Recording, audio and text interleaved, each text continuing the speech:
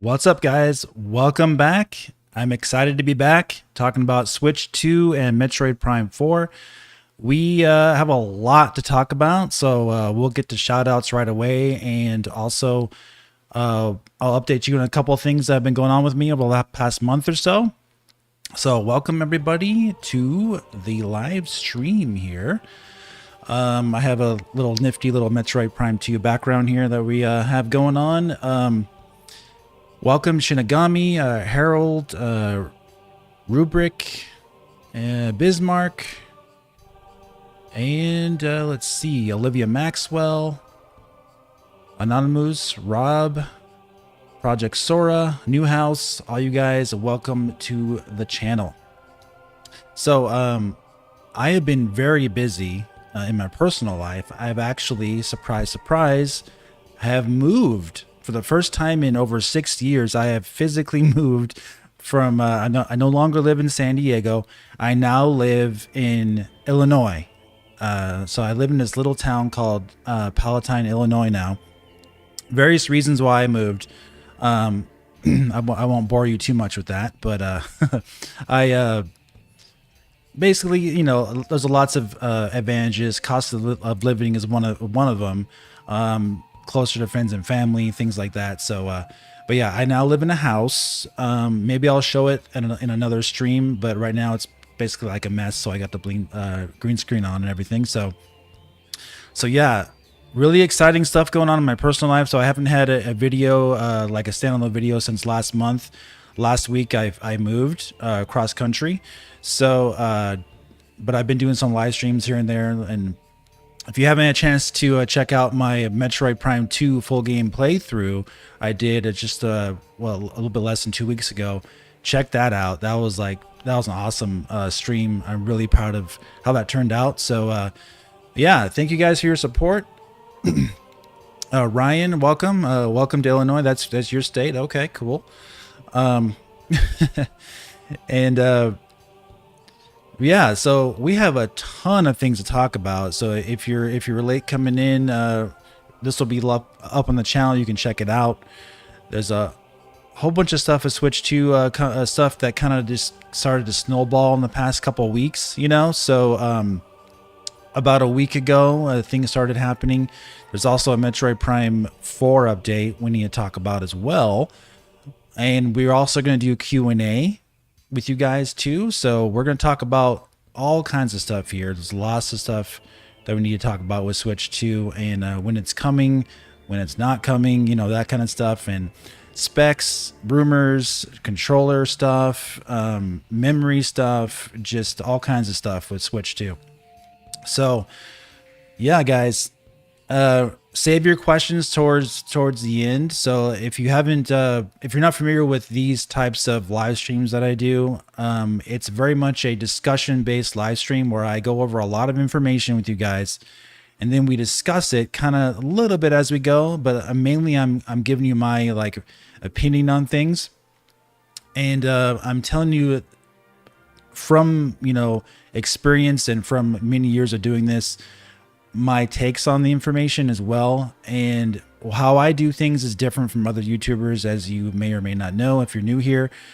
I'm just going to tell you straight up, as the best as I can, what's really going on here. I'm not going to try to sugarcoat things, and I'm also, I'm not going to try to make things seem like something else from what they're not.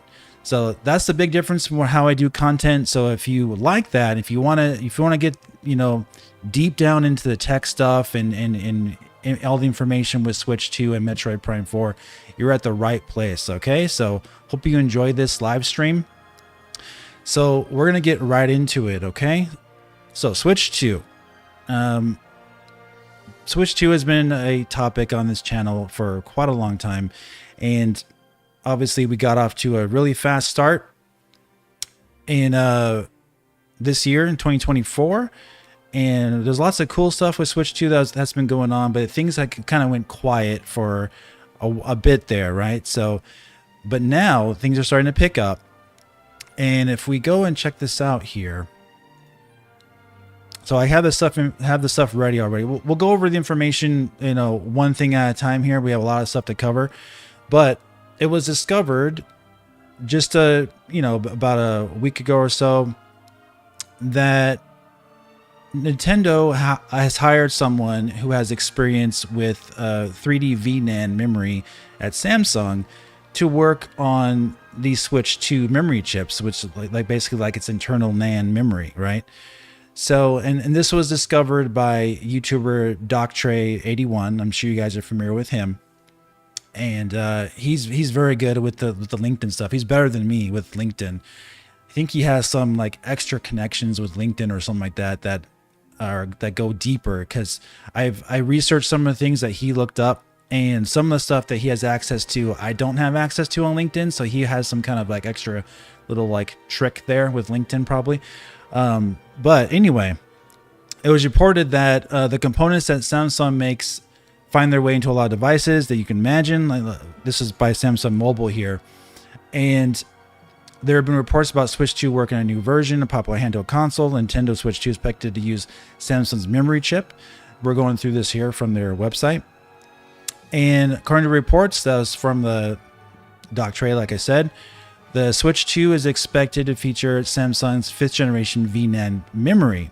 It's going to be a significant upgrade over the current Switch model, as this chip is capable of delivering speeds up to 1.4 gigabytes per second read speeds. And now, you may think that this is not really, that fast compared to current SSDs, but when you think about how SSDs are today, and also the slower versions of them, you have the M.2 SSDs and you have the regular SSDs, like the 2.5 inch drives, and they usually go about 500 to 600 megabytes per second read speeds. So if Switch 2 can do read speeds of 1.4 gigabytes per second with 3D VNAND technology, then that would be more than enough speed. Because like when you compare speeds to how games load and everything like that, for PC games at least, 500 megabytes per second is more than enough speed. Yes, it's faster with a M.2 SSD drive, but you don't notice much more than maybe 5 to 8 seconds, maybe 5 to 10 seconds difference with loading of newer games. And you have to think as well, since this is a portable device, this Switch 2 is probably not going to be doing things that Sony with PlayStation 5 tried to, advertise with the PlayStation 5, which never really panned out. PlayStation 5 has been out for almost 4 years now, and the only game that they really pushed for using the SSD technology was Ratchet and Clank Rift Apart on the PS5, which they said it couldn't be done without the SSD, which is technically true, without it, being a stutter fest, basically, like, the loading of the games. So, and warping through their portals in that game. So you can get it to run on a slower SSD drive, and it runs okay. But like overall for PlayStation 5, you don't really see games that are really making use of the SSD besides just loading games faster, right? So for the Switch 2, internal memory of the console, as far as how fast it can read games, it's going to make games load way faster for the Switch 2 versus Switch 1. I think the Switch 1 loads games between, I believe it was like 60 to 60 to 90, I think, megabytes per second, which is very slow by today's standards. It's just basically a little bit faster than a PlayStation 4 hard drive, So having this type of technology from Samsung, and as we've been talking about for the past 6 months to a year or more so, it's been leaning heavily towards that Nintendo is still going to be working with Samsung, not only for manufacturing of the console, but also for the chips that go inside the Switch 2 as well, which would be its SoC. And this has been talked about from other channels as well, with rumors about what type of chip the Switch 2 is using. So I think memory is a huge deal for Switch 2. A lot of times with these new games, there's so much they're so back heavy with how much they can load, that the Switch just doesn't have the ability to load certain games at this point. It needs to have a much faster read speed for the games. So basically, this was discovered. This individual. Now, what was interesting though, if I don't have the screenshot here from Doc Trey's video, but what's interesting as well, as a side note, we've been talking about SoCs like the Exynos brand from Samsung possibly being a possibility for Switch 2, and I realized it may be like a source of a contention, and people, see that as something that might not be NVIDIA based, but that's not necessarily true. It's just the type of chip that Samsung uses for their Galaxy phones and their Galaxy tablets is called, they use the SoC called the Exynos. So the person who was actually working on this internal VNAND memory for Switch 2, supposedly, that's what it says in their job description, that they're working on it, also has heavy experience with Samsung's Exynos SoCs. So it's just something to think about. It's kind of interesting. Welcome, Cherry Man Gaming. Welcome everyone. By the way, we will, like I said, we'll do a Q&A after we discuss all this information. All right. Now, so that was the first bit of information, and we're also going to get to Metroid Prime 4 a little bit later as well after we cover the Switch 2 stuff, because we have a lot to talk about. So very interesting stuff. Now, also, just a couple days ago, things started blowing up about Switch 2 possibly launching still in 2024, and of course using Samsung components, as we've been talking about. Like, it seems obvious they're going to be using Samsung at this point. I don't know who else they would use to make this console, but here's where we get into a little interesting thing here with Business Korea. Now, personally, I don't have any knowledge or insight on this publication or website, Business Korea. Obviously, they probably do a lot of information on investments and the business side of things, and it's from Korea as well. Now, since Samsung is Korea based, it would make sense that they would have some information about something like this for Switch 2 with Samsung production, but I think this is a little suspect, and I'll explain why. Just because there's so much information going on out there about Switch 2 at this point, that I think some of the stuff may have been slightly, getting muddied a little bit as we go. Overall, we're going to have to wait and see to see what Nintendo actually reveals with Switch 2, because I think some of the stuff's getting a little confused. But the interesting thing is, this site, now I'm getting this from MyNintendoNews.com. They just aggregated all the information for us, but it comes from their business site in Korea. So according to them, Switch 2 is expected to launch as early as the second half of 2024, and that was talked about a while ago that we expected that. And then we had all this information coming out that it was going to be pushed to Q1 of 2025, which I personally still believe, but we'll talk about that in a second. So it says, suppliers have reportedly reached a considerable degree of agreement for initial production contracts. Samsung Foundry will fabricate the SoC on Samsung's 7LPH process node, which is basically their 7 nanometer process that they came out with back in 2018. Okay, so this is the first time anyone has mentioned 7 nanometers. Okay, so keep that in mind. I'm a little iffy on this one.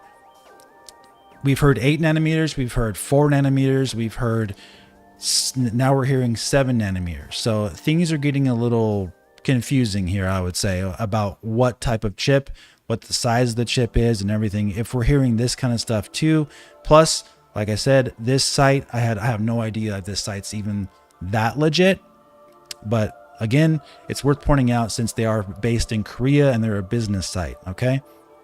And it says Samsung will provide the NAND storage for both the cartridges and internal memory. Again, we did a video on this the last video we did back in March covered this, that the it appears that Samsung may be using their new SD card technology for the cartridges for Switch 2, and which can hold a lot more data and process information a lot faster. So this would make sense if they're doing the cartridges and the internal memory, so they can communicate the best way and at the fastest speeds. Obviously, you would want to have the same company making both if you were to do that. So the NAND storage for both cartridges and internal memory makes a lot of sense to me. Now, and it says that Samsung has overcome competitors from China to be the display supplier. And it talked about possibly having this Tegra T239 chip. Now, this chip has been talked about for the past 3 years as being what Nintendo is using. Again, we've had multiple discussions about this. A lot of times information can be just old. We just don't know 100% for sure. There has been no indication from there's been no actual proof since 2021 that this chip is the actual chip that they were using. And if it is the actual chip that they're using, my take has been since early this year that they would be using some type of customized variant of this, which is also what sites like Digital Foundry and others has said as well. If they do use this chip as a basis, since it's so old, obviously they would need to be using some newer technology at this point, because if they were to release this in 2025 with something based on 2021 technology, that is even older than what the Switch 1 was when it was released in 2017 on the Tegra X1 processor. It was a 2-year-old chip when the Switch 1 came out. This would be a 4-year-old chip if they were to use this. Now, again, nobody can actually know for sure what the chip is until Nintendo announces the console and they announce what's powering the console. So my guess is that if they were to have this chip as the basis, they may simply name it as an NVIDIA custom SoC, and they would say what the size is of the chip. We may never even know if it's actually based on the T239 chip until there's some kind of like teardown of the console. And even then, we still may not know. So I just want to keep you guys. That's just my honest opinion on it. Like, if you want my honest take, is that I really have doubts that it's actually this chip. It's got to be something customized at this point, especially since even Digital Foundry talked about this as well. Not that they are the end all be all of stuff, but they have some knowledge, of course, on technical stuff. But the truth is that this chip wasn't really designed for a portable device in the first place. So it would have to be manufactured and changed from what it was originally designed to be portable, as far as like appropriate for portable use for its size of the chip especially. And granted, we've heard other people, what was that, Moore's Law is Dead channel, who has never covered Nintendo before and who has been right and wrong in the past for various things with their specs and information talking about for their stuff. They said 8 nanometers, which is just goes against the laws of physics for a portable device. So my take, like I said, if it is based on the Tegra T239 chip, that it will be customized and it won't be 8 nanometers. Probably, that's just my guess. If it is, I'll be kind of surprised, but most likely it's going to be something that is pared down or shrunk so they could get more performance out of that chip at higher frequencies, so they're not hampered by having such a low clock frequencies, because the chip is too big. That's the whole point. The chip is so big at 8 nanometers, and how it wasn't designed for a portable device in the first place. That's why there's so many questions about this chip, guys. You see what I mean? So just keep your eyes on that and keep your minds open. Okay, that's all I ask. And they said display could be Samsung OLED for an OLED version, or an LCD that could be using Sharp. And Sharp has basically the cheap Switch OG. That's what Switch uses. It's basically one of those. Well, actually, no, it's actually not even Sharp. I think it's based on something else. The actual OOG version of it. I think they replaced it with a Sharp version later. But yeah, the Switch OG has many different variants. The Switch Lite, the Switch Revision, and the original Switch, and then the Switch OLED. So yeah, Samsung OLED I think is a great choice. That would be really nice. Not sure if they would use it for the launch model, but yeah, we'll have to wait and see, right? Now, keep in mind also, after this, just it seems to be what's happening is that according to Spanish site Vandal. Now, I would normally question this closely if it wasn't this type of information basically being from manufacturers regarding the Switch 2 and its accessories. So this information just came out yesterday that Switch 2 could be having some interesting Joy-Cons, right? Now, if you recall, the code name Switch Attach, I think was going around. And funny enough, if it is this type of Joy-Con, Switch Attach would actually fit the bill, I guess. Not that I like that name. Not that I'm saying it's going to be that name, but if it were called Switch Attach, if these Joy-Cons do actually attach to the Switch 2 magnetically, as what this brings out from accessory manufacturers who claim they've seen the system, or maybe even touched it even, they're basically saying that the Switch 2 won't release until early 2025, and it's a bit bigger than the current Switch models, but nowhere close to the Steam Deck size. Steam Deck is pretty big, right? Joy-Cons will change their attachment system from rails to a magnetic system, and the current ones won't be forwards compatible. Interesting. So that would mean that if you're using the new Switch 2, then you would have to use their new Joy-Cons, which I probably, I wouldn't have an issue with as long as they're much better than the originals. And the original Joy-Cons, I could see why Nintendo, if this is true, why they would cancel out the ability to use the original Joy-Cons, because basically they're garbage, right? We know that those are terrible at this point. And I hope they basically just burn them at this point, right? Just get rid of them.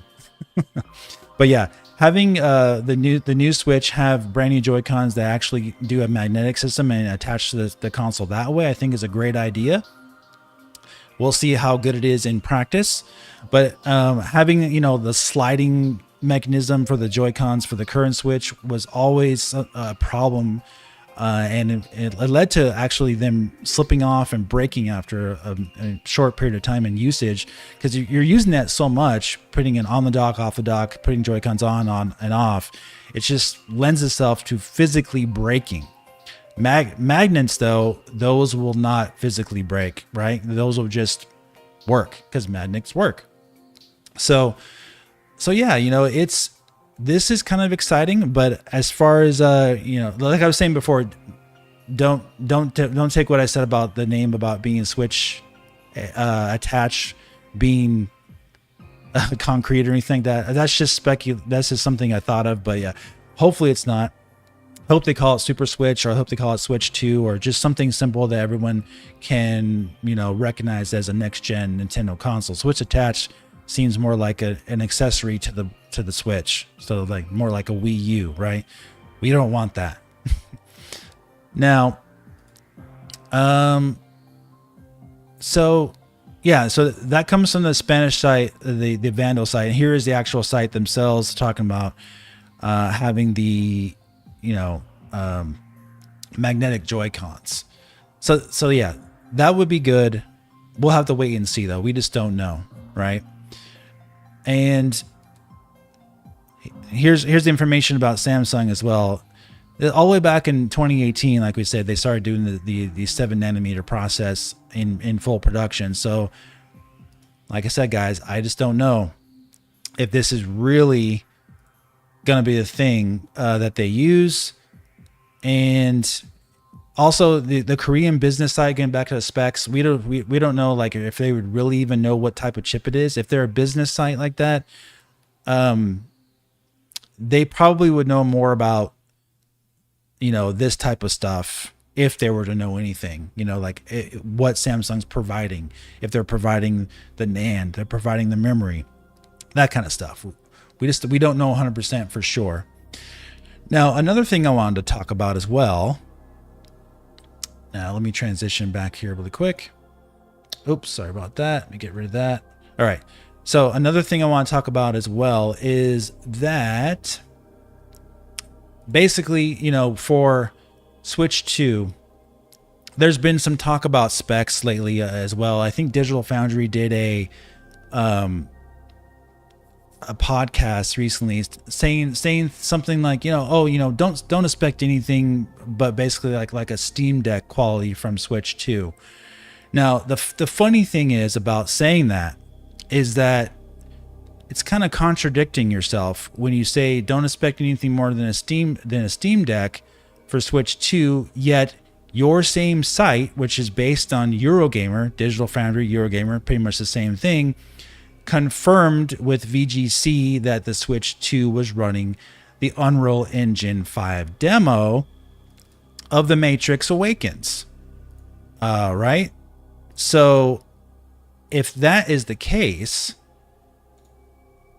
why the Steam Deck can't run something like this?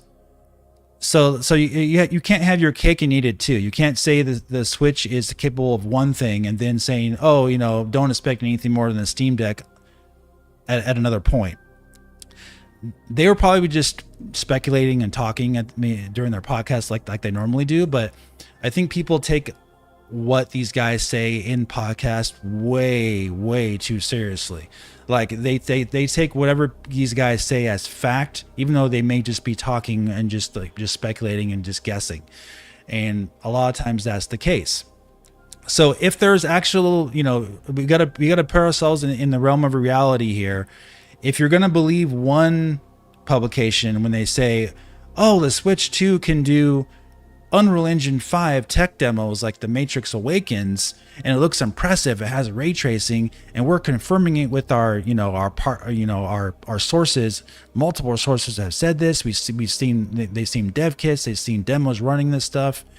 And then from the same publications later on, they say, don't expect way too much. Don't expect Xbox Series S level of performance. Just expect Steam Deck. Doesn't make any sense. So I think what happens is a lot of times people, when they don't see the actual technology for themselves in practice, they won't believe it until they see it. And that's the whole magic of gaming, though. Like when somebody has a new idea or a new project, no one's going to know until you see it hands on or face, with your own eyes in front of your face. So yeah, so just keep that in mind. You're going to hear a lot of things from people over the next few months that, don't expect too much from Switch 2, or they'll say, don't expect more specs than a Steam Deck. But then they back up the claim that, but yes, expect Unreal Engine 5, performance, and expect it to get brand new games and brand new ports that look and run good enough. Expect that. So there's a discrepancy between specs and performance and expectations and what you see on screen. And one thing to keep in mind too, Steam Deck is a portable PC. It's not actually a console necessarily. So the Switch 2 would be a highly developed, highly, modified and customized portable console that's dedicated for gaming only. It won't just be a portable PC. So in 2025, a portable console that is about 2 teraflops in portable mode is possible, definitely, because the Steam Deck was doing that back in 2021. It's actually based on 2020 technology. So if anyone thinks that a Switch 2 can't do 2 teraflops in portable mode, mind you, it could be like 1.8 teraflops in portable mode, somewhere around there, which is PlayStation 4 level in portable mode. If anyone thinks it can't do that in 2025, then that's crazy. Of course it can. So the difference is, though, the APIs and the engines and everything that has transpired since 2020, 2021 range has been vastly upgraded, like far, far beyond what they were doing 4 years ago. So you got to keep that in mind, that with Switch 2, you're gonna be having games that are gonna be punching above its weight, as far as like possibly what you see on the specs screen is not going to be what the actual games look like when you play them. You'd be like, wow, it's doing so much with so little. And that is exactly what the Switch OG has done, is that it has done things that you wouldn't expect. So one thing is like running games like Doom Eternal or Doom 2016 or Crysis 3 or you name it. Some of these, The Witcher 3, for example. Yes, they are heavily pared back games on the Switch, but it's still, they're running games that you would never expect the system to ever run. I'm not saying that Switch 2 won't have much more substantial, leap in performance. I do think it will, but I think people get really, really tied up in just spec numbers, and then when they see the specs, they're immediately disappointed. Possibly, we don't know yet. We don't have the full spec range, but if the Switch 2 is going to be doing 2 teraflops in portable mode, 1.8 teraflops in portable mode, that means while docked, it'll be like 3.5 to 4 teraflops, which should be actually around the range of an Xbox Series S, right? Now, we talked about this in the last live streams that I did back last year, is that I think people really think way too highly about the Xbox Series S. Xbox Series S has a lot of problems, and it's held back development for a lot of developers in the current generation of gaming. And this is a great way for Nintendo to get their feet wet with next gen because of the Xbox Series S being such a garbage console. I'm just telling you the 100% truth here. Now, let me show you something. I didn't talk about this. I didn't show this last time, but now I have the visual proof to show you. Now, we talked about last time that the Xbox Series S, I'm showing you Street Fighter, the Digital Foundry video for Street Fighter 6. The Xbox Series S has a memory bandwidth problem. So its memory bus is 128-bit. Its memory speed is slow. It only has about 8 gigabytes available for memory for developers to use. There's all kinds of issues, and there's even some reports that possibly it's using even less memory due to it's having slower memory paired with faster memory, that some developers simply just not using the slow memory and just using the fast memory to avoid bottlenecks, which leads to having less RAM available to use for your games. Now, let me show you this here. Let me show you what Digital Foundry showed with Street Fighter 6 versus the PlayStation. So, PS4, this is the 2013 PS4 versus the Xbox Series S. Now, what Digital Foundry brought out visually, we can all agree on something we've seen visually, is that the Xbox Series S version of Street Fighter 6, a 2D fighting game, is using lower quality textures than the 2013 PlayStation 4 vanilla console. So, and there has been other examples of this as well, that the Xbox Series S is seriously hampering developers with their memory, with its memory bandwidth. And this is a perfect example. PlayStation 4 didn't have that problem. Yes, the Xbox Series S can run other things better than PS4, But PS4 never had a memory problem. Xbox Series S does.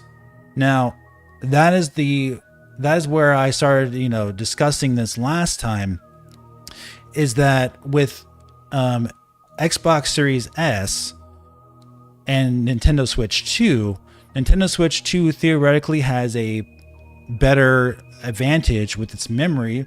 Even Steam Deck, for example, if you play a game on Steam Deck, since it's a PC game, you can run games with its full textures. Yeah, you'll get worse frame rates, but you won't have a texture bottleneck like you do on Xbox Series S, even on Steam Deck. And I think Cherryman Gaming, he's watching there, can confirm that, because it's a PC game. You can turn on max textures on Steam Deck games. You don't have an issue because Steam Deck has 16 gigabytes of LPDDR5.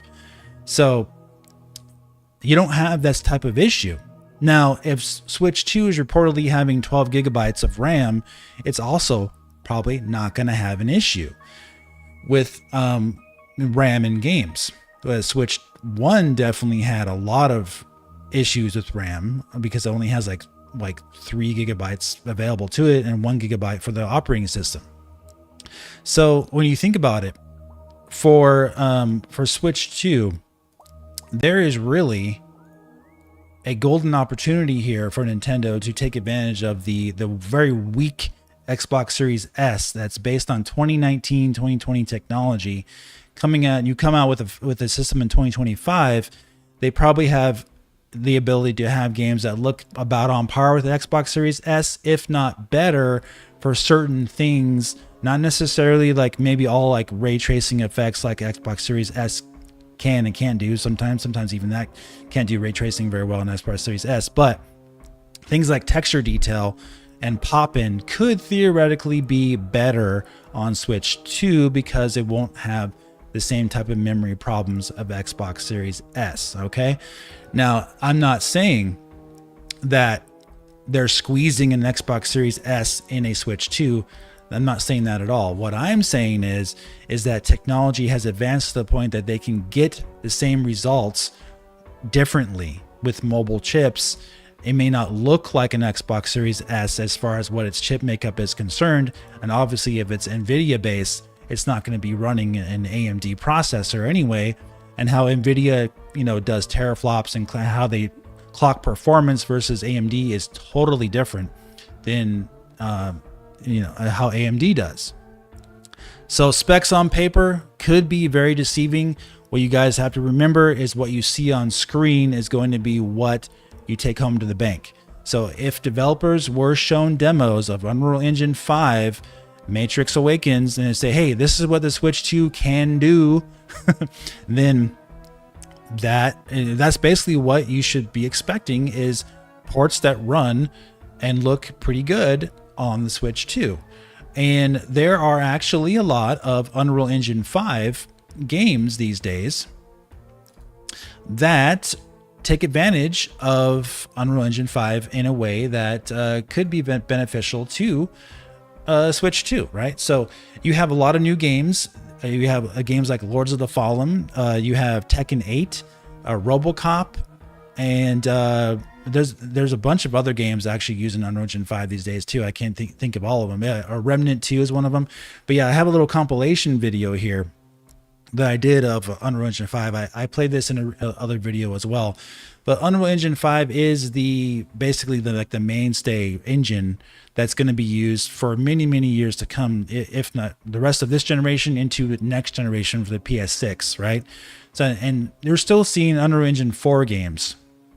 So yeah, so the reports are that Switch 2 can run Unreal Engine 5 well, which means that you should be getting ports from current gen on the Switch 2 that run and look pretty darn good, granted at lower resolutions. And if the Switch 2 has some type of temporal upscaling or DLSS or FSR3 or what have you, or their own custom variant, like we've discussed in the past, Nintendo is working on their own custom variant of their own upscaling technology for Switch 2. They could be having all three types for their next gen Switch. So, that's the thing, is that we have to wait and see exactly what the system can do before people get too caught up in the actual I saw the Switch 2 specs and they look like a Steam Deck, you know, but that is not going to tell you the whole story. You know, again, don't forget, if you hear, you can't believe one report and then not believe another one. If it's from the same people, you know, you're either going to believe it all or you're not going to believe any of it, right? You can't just cherry pick what you want to believe about these reports. So like, that's the thing. That's why I always say proceed with caution with this stuff, guys, because you just don't know until Nintendo reveals it. But that was very specific, though. They had very specific reports that the Switch 2 could run Unreal Engine 5, Matrix Awakens at very impressive settings for the Switch 2. That was back last year. So that's what we have to go on, and that's what we should be looking out for. And for stuff like Metroid Prime 4, which we'll discuss here in a second, that's going to be something that is very, very exciting as well, because, you know, Metroid Prime 4 is going to be Nintendo's probably their key game to show off what the Switch 2 can do when it's time to show it, right? And here's the Metroid Prime Unreal Engine. I think this is Unreal Engine 4 demo that they did. But yeah, so in my last Metroid Prime 4 update video, we talked about that, you know, it was pretty much nearly confirmed that the Metroid Prime 4 could be using a variant of Unreal Engine 5 forked. And when I say forked, I mean like they literally like take a piece of the engine and kind of like spread it out in their in-house engine. So yeah, we know that Retro Studios uses their own engine to do their own games. We know that. However, they hired someone just a few months ago that the only thing they specialize in is Unreal Engine 5 and Unreal Engine games. That's the only thing they do is Unreal Engine.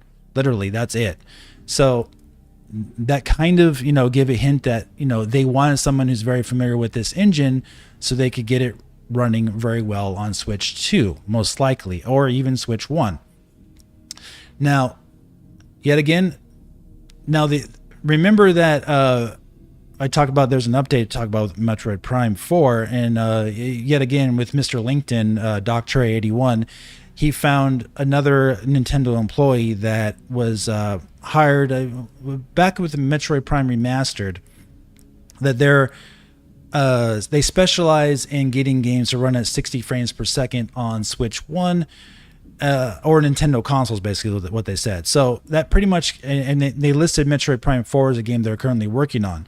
So that pretty much confirms that Metroid Prime 4 will be running at 60 frames per second.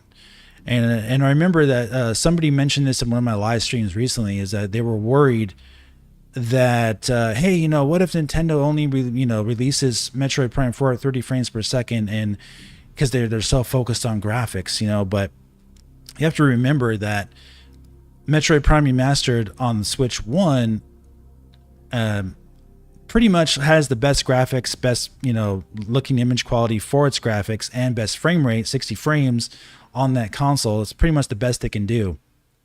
And it runs at a lock 60 frames per second, but they went out of their way to actually, you know, remove some lighting effects in the Metroid Prime Remastered on Switch 1 so it could, you know, maintain 60 frames per second.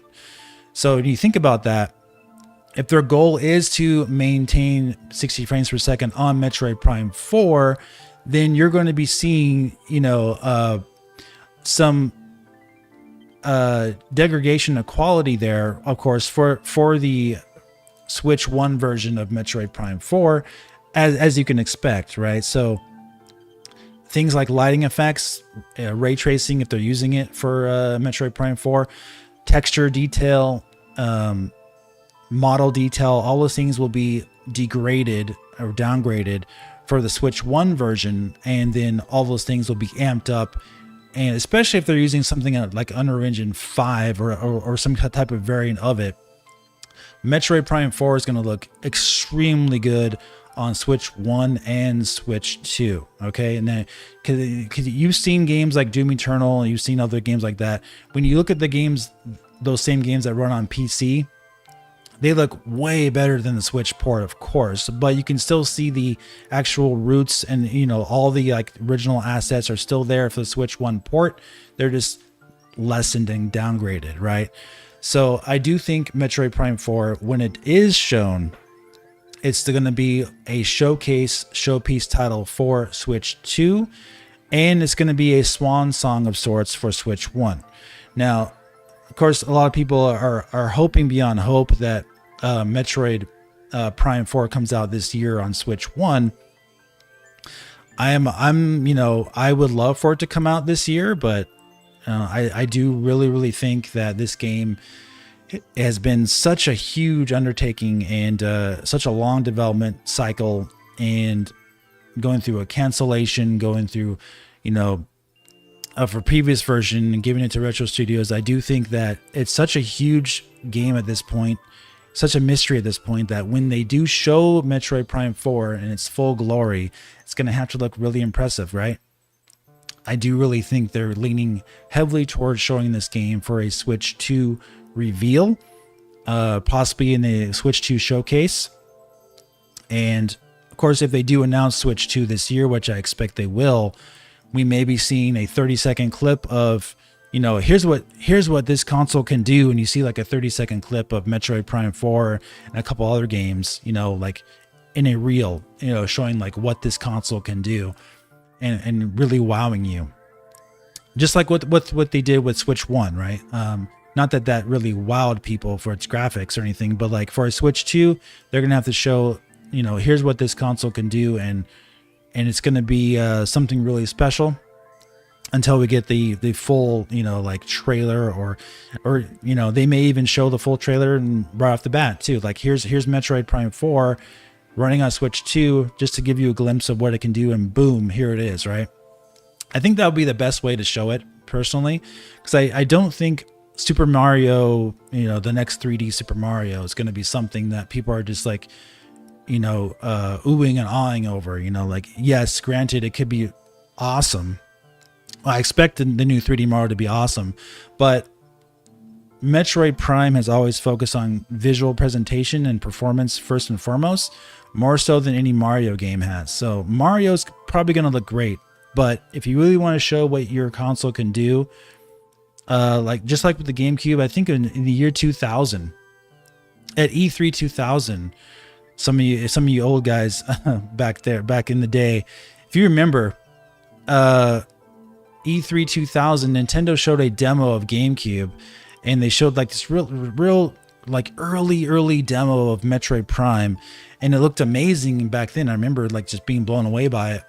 But the gun, like Samus's, cannon was different. The environment's a little different, and it was really impressive for the time, and that was a great way to show off what the GameCube could do. They also had like this Mario 128 demo, had a bunch of Marios on the screen to show like what numbers it could crunch with the CPU power of the GameCube. So they had a little Zelda demo, like a Link versus Ganon demo on GameCube. It was all about showing the graphics off for what it could do.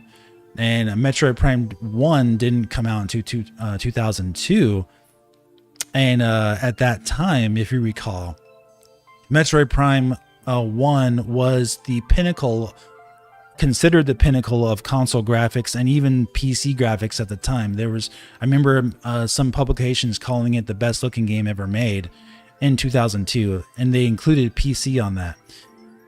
Granted, it wasn't long before a PC, just outdid it, because PC moves at a rate way faster than console. You gotta wait 5 to 6, 7 years for consoles to get updated. But when it's brand new like that, that's when you show what your console can really do, and that's what I expect from Metroid Prime 4. And I think it's fantastic news that we have confirmation that they're targeting 60 frames per second for Metroid Prime 4, and that's exactly how it should be. And if it was 30 frames per second, I'm sure people would adjust to it. But here's the thing about 60 frames per second in Metroid Prime. It would not be a Metroid Prime game if it wasn't 60 frames per second. And then say, well, you may say, well, why is that? Well, because that's what the games have always been. You control these games at 60 frames, and that's how Metroid Prime 1, 2, and 3 were. It would not even feel like Metroid Prime if it wasn't 60 frames per second. So you got to think about that when you think about Metroid Prime and its history, and you think about Retro Studios, think about the history they have with the series, think about what the game they just released on the Switch with Metroid Prime Remastered, 60 frames per second, graphical tour de-force on the Switch, best looking game bar none in my opinion on the Switch. So yeah, I think 60 frames per second is not just a look and of the game, of how it should look. It's a feel of the game. It wouldn't feel like Metroid Prime unless it was 60 frames per second. All right, let me know if you agree with that. But yeah, so those are pretty much the updates I wanted to talk about for Nintendo and everything like that. And we went over everything, all the latest rumors with the Switch 2 specs, specs and the Joycons, and then the magnetic stuff with the Joycons and everything, and the upscaling and all that kind of stuff. Metroid Prime 4. So it's really exciting stuff. Now, so we'll have to wait and see what Nintendo does here. And I wanted to see what you guys thought too. So I'm going to open it up to a Q&A. So let me know if you guys have any questions and what you guys think. If I missed anything, by the way, let me know as well, because I may have missed something. But that is like the most up-to-date information. Oh, actually, I did miss one thing. Hold on one second. I remember, because I've got like a little bit extra confirmation here. Let me get this. Yeah. So your buddy. I say your buddy, but yeah, this guy, Pyoro. How do you say his name? Pyoro. He basically kind of confirmed somewhat. Now some people thought that this was a confirmation, but he said that to those sending me DMs, it appears that this info has been divulged to some manufacturers, Nintendo influencers in China for a while. Such info that has been mentioned in private discussions, while my main source can't verify it. And this is regarding the Joycons, the magnetic Joycons. Then he says, I mean, such info has been mentioned in private discussion before this report. So he said he couldn't verify it.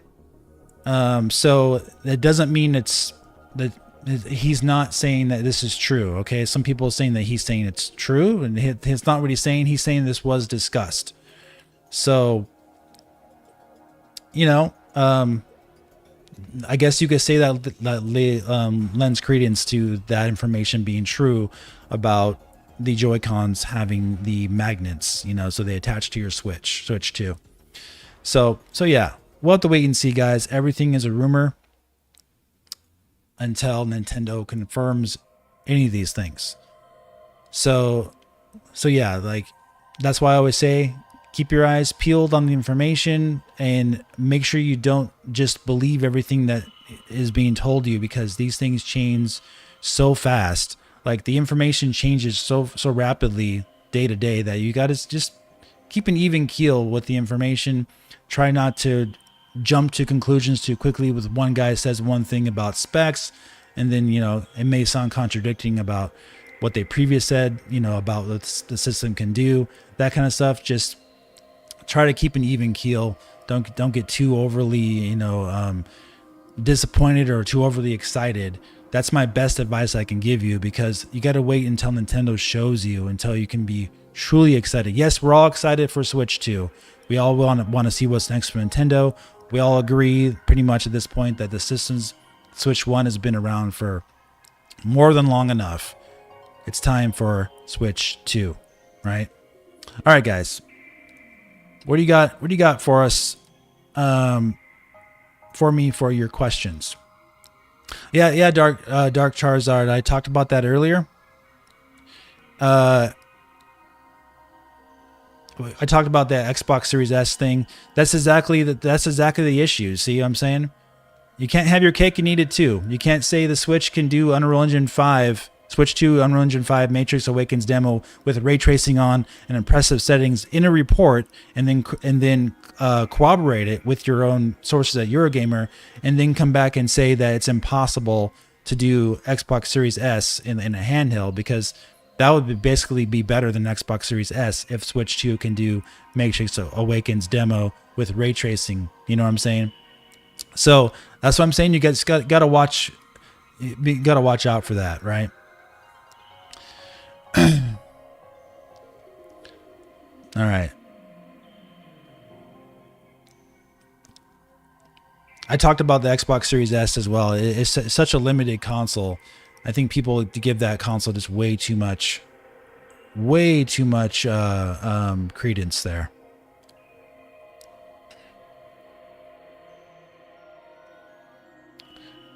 All right. Do you think the Switch 2 will use an EXO display? That's from Jovan. I don't think so. It's sounding like it's going to be just another LCD screen. It could be. That's another thing though. It could be IPS, right? So IPS is a much better variant of LCD that looks pretty good. That's what Steam Deck uses, is an IPS LCD. I'm not personally worried about the screen for Switch 2.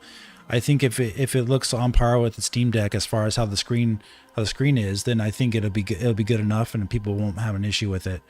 An EXO display might be too expensive at this point for them. We'll have to wait and see though.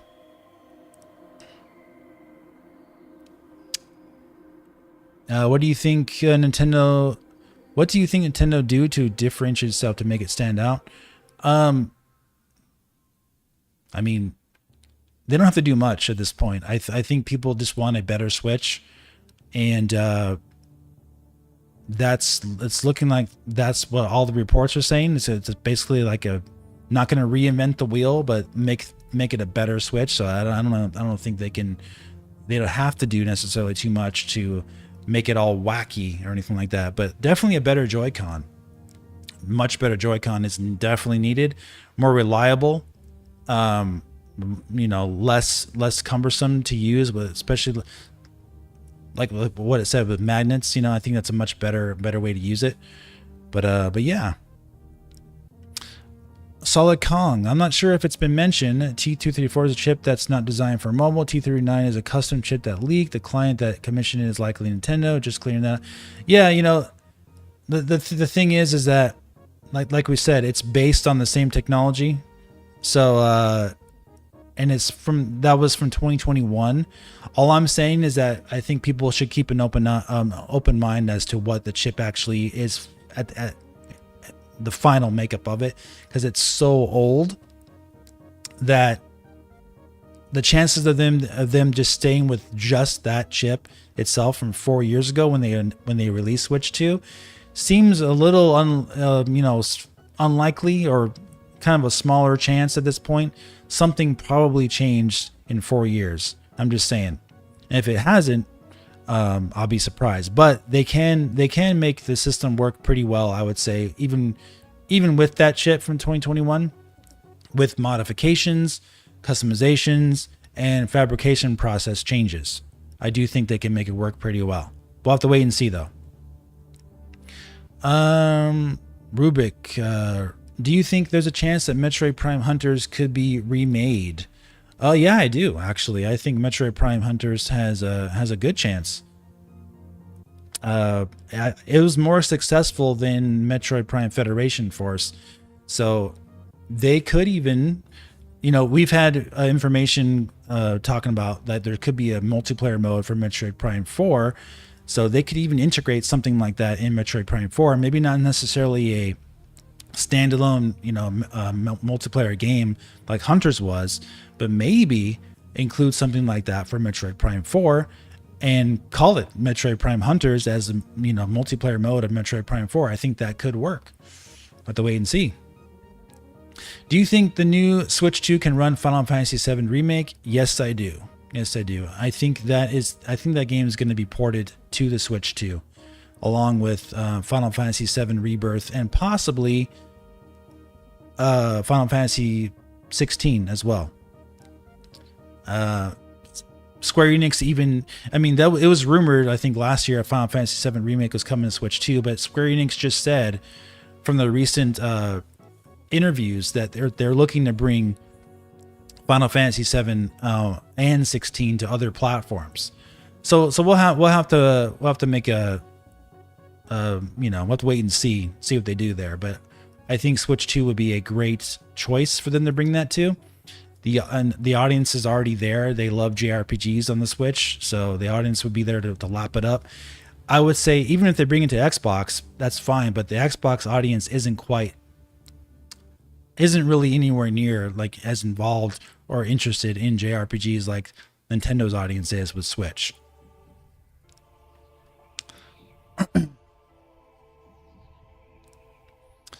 Okay.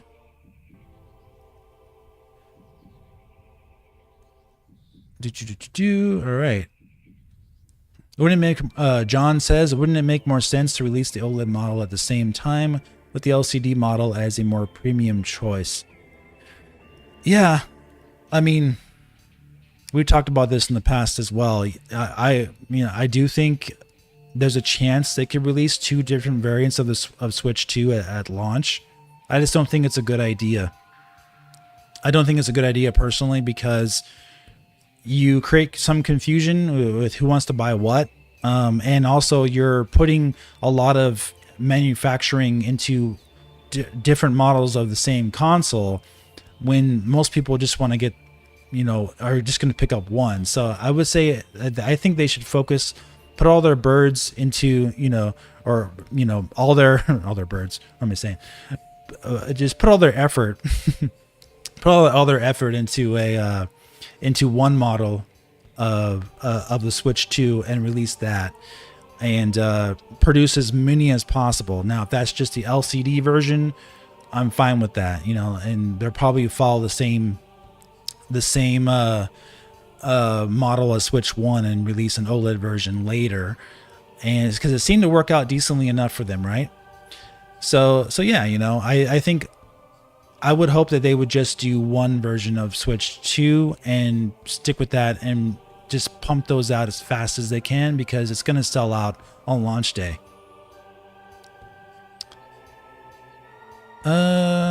Blackbird 7N. What up, Dave? Hope you guys well. Not doing Nintendo news. Knowing Nintendo, they usually make things work with their new console and more Zelda, of course. Yeah. Yep, that's true. They always make things work. That's very true. But they also need to get newer games to run on their console as well. And then when you combine, these reports about Switch 2 running Matrix Awakens demo and press up settings, you get, what does that do? Does that make you not excited, or does that make you excited to see what else it can do? And personally, that makes me excited to see what it can do. I read your name and thought about birds. That's probably what it was. KC, do you think it's possible the Switch Pro reports were confusion about test kits related to NVIDIA DLSS technology, as in Nintendo was just testing it out, preparing for Switch 2? I think the Switch Pro was actually a real thing. Like they were factually. If you remember, if you were following my channel back in 2019, Nintendo was factually basically in the final stages of software development for a new console back in 2019, and that was 5 years ago. And then it came out, I think, a year ago or so that Switch Pro was. There's a report that multiple people said Switch Pro was real, and it was supposed to release in 2020, but then the pandemic hit, and that changed everything and flipped everything on its head. Nintendo canceled Switch Pro, turning into Switch OLED. Now they refocus their efforts on making the brand new Switch 2 for their next gen. Dark Charizard, what's your opinion on the new PlayStation Xbox handheld rumors? I think they're both. I think they're both likely, to be honest with you. Not because it's like needed necessarily, but it's more so because these companies want to provide more options for their own user base. PlayStation has been developing their own, or they've been doing tests at the very least for a PlayStation handheld since 2014. You may not be aware of that, but there's been information that's been out there since late 2014, 2015 that they've been working on a PlayStation handheld, at least in testing patterns, for the last 10 years. And that was after the failure of the PlayStation Vita. So yeah, I think they'll release a new portable PlayStation will probably in the next couple of years as just an option for PlayStation users. Not necessarily a competition with Switch, but maybe just like as an optional thing. They already have the streaming variant of that. I think they'll very likely are going to release a version that has the actual guts in it for PlayStation. And the same with Xbox. I think they'll probably have a similar type of thing for Xbox, because Xbox, they love their hardware and they want more options, right? So so for Xbox, I think there's a good chance to release like a tablet version of their Surface Pro, right? The Microsoft Surface Pro, and call it an Xbox Surface Pro, and they'll just release that. It'll probably be like $600 or something like that, maybe. Somewhere along the lines of a Steam Deck is my guess. I need to take a drink. Steam Deck, as far as pricing, I think the technology would be way better.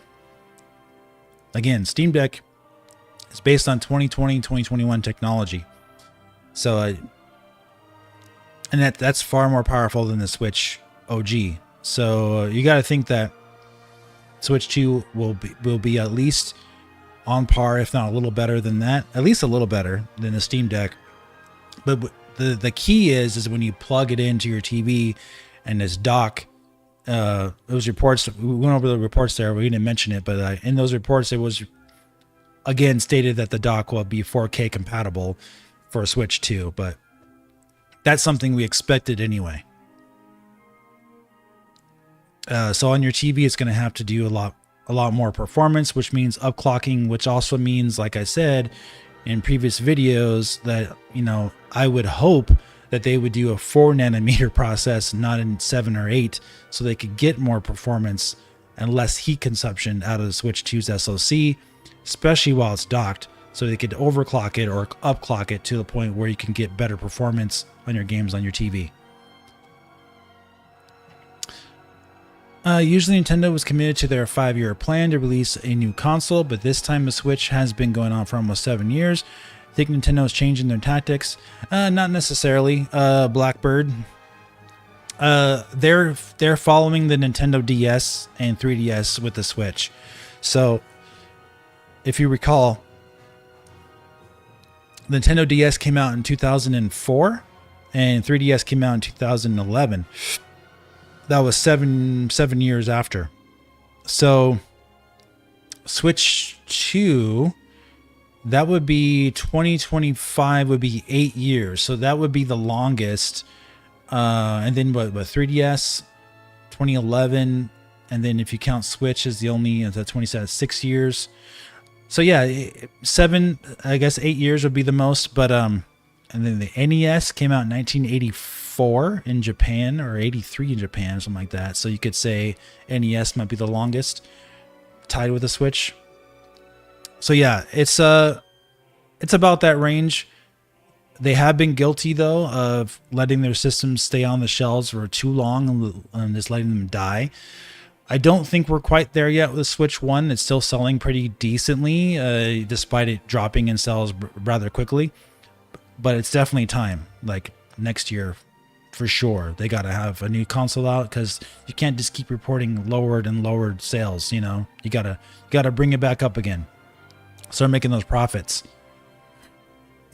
Michael, if someone can't afford a new Nintendo console but buys one, a Switch 1, only a Switch 1 version of Metroid Prime 4. Would the Switch 1 version of Metroid Prime 4 look better on the freshly bought Switch 2?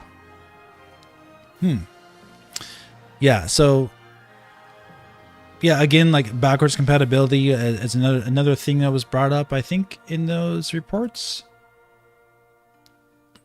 I'm looking at it again here. What does it say? I believe it was reported from one of these websites that the Switch 2 can run the original Switch cartridges, right?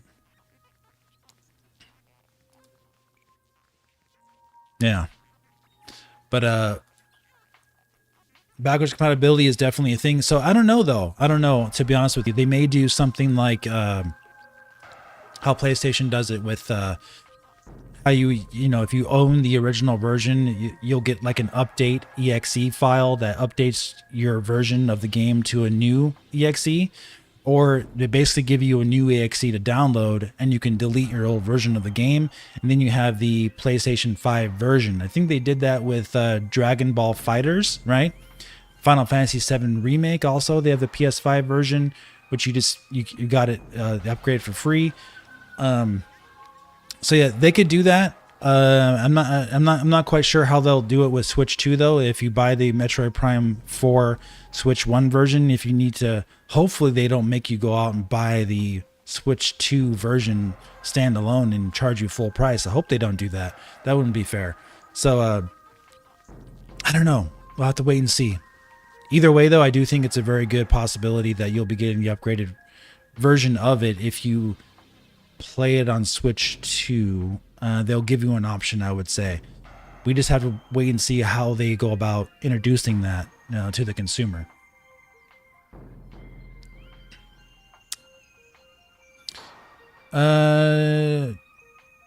Dwayne Davis, I like organ video. Okay, I don't know what that means. I do have sub mode only on, so should be real people chatting here. Let's see. What are your thoughts on mobile gaming 2024 and beyond? I think it's better. It's better than ever, actually. It's only going to get better, actually, from here on out, I would say.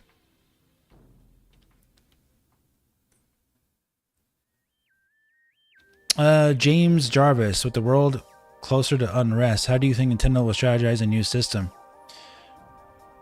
Well, I mean, they can't be assuming, you know, things are just going to blow up on them. They have to continue their business until they're told otherwise. So, if you recall,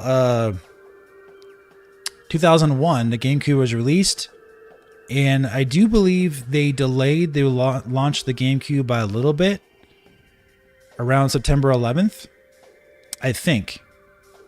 But it was only by a little bit. So the system still would launch the same year, you know, in the United States, came out in November, despite the September 11th, 2001 incident in the United States, they still launched the console.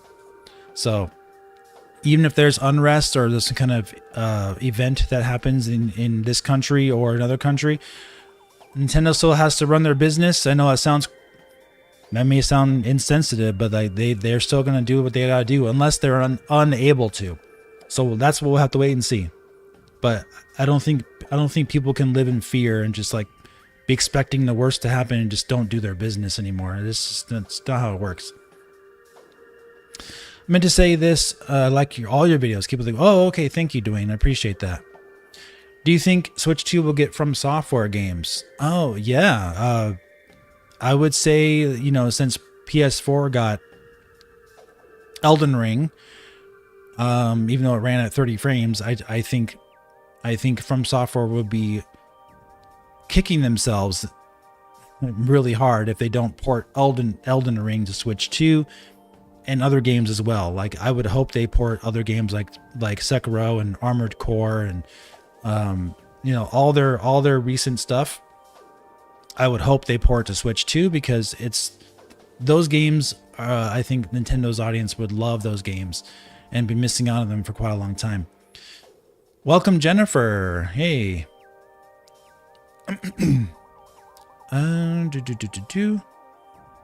Are I really do believe Nintendo Switch console will be the best-selling console of all time. Yeah, you might be right. You know, there's a little bit more time to go. I think the PS2 was confirmed to pass 160 million consoles sold. The latest update coming directly from the president of Sony. So they have a little bit more to go, but we'll have to wait and see.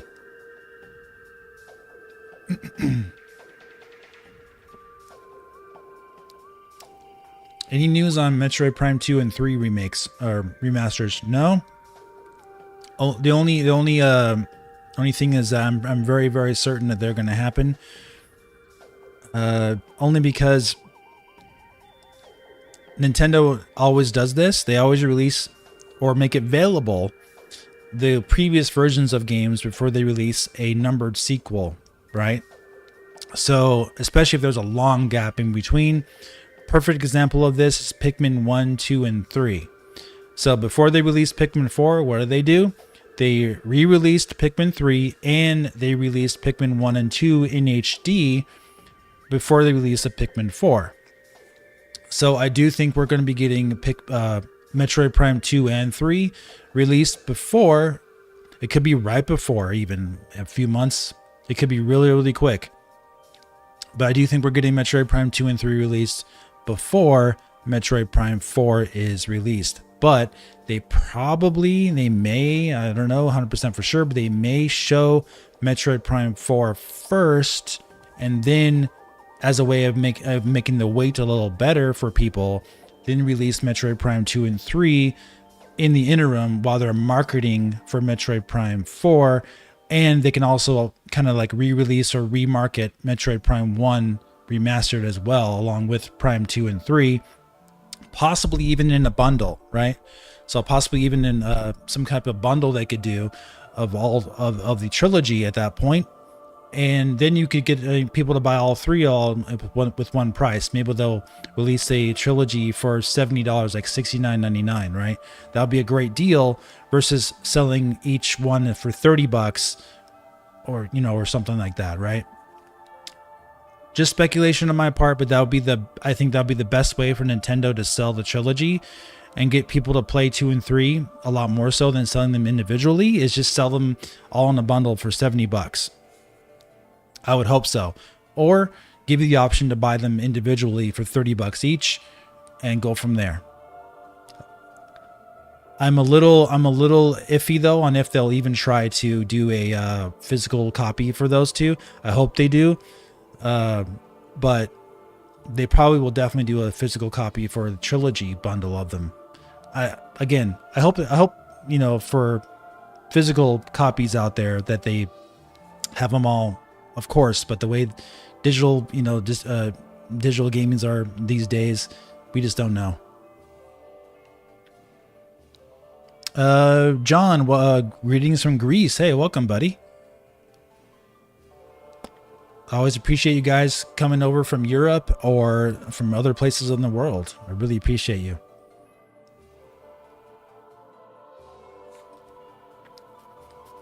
Hey man, Dark Charizard, that's coming straight from Jim Ryan. It passed 160 million sold according to him. So I don't know.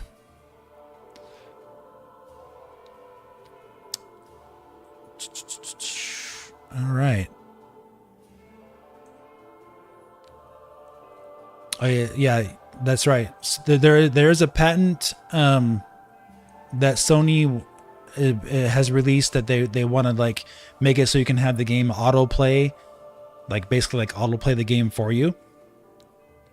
Now, granted that could work if you are a someone who's disabled, but like, for the most part, all that would do is just make it real easy for people to review games without playing them. If you're a YouTuber or a site, oh yeah, I played the game, you just turn it on autoplay and let the game play for you, and then you can write your review and say to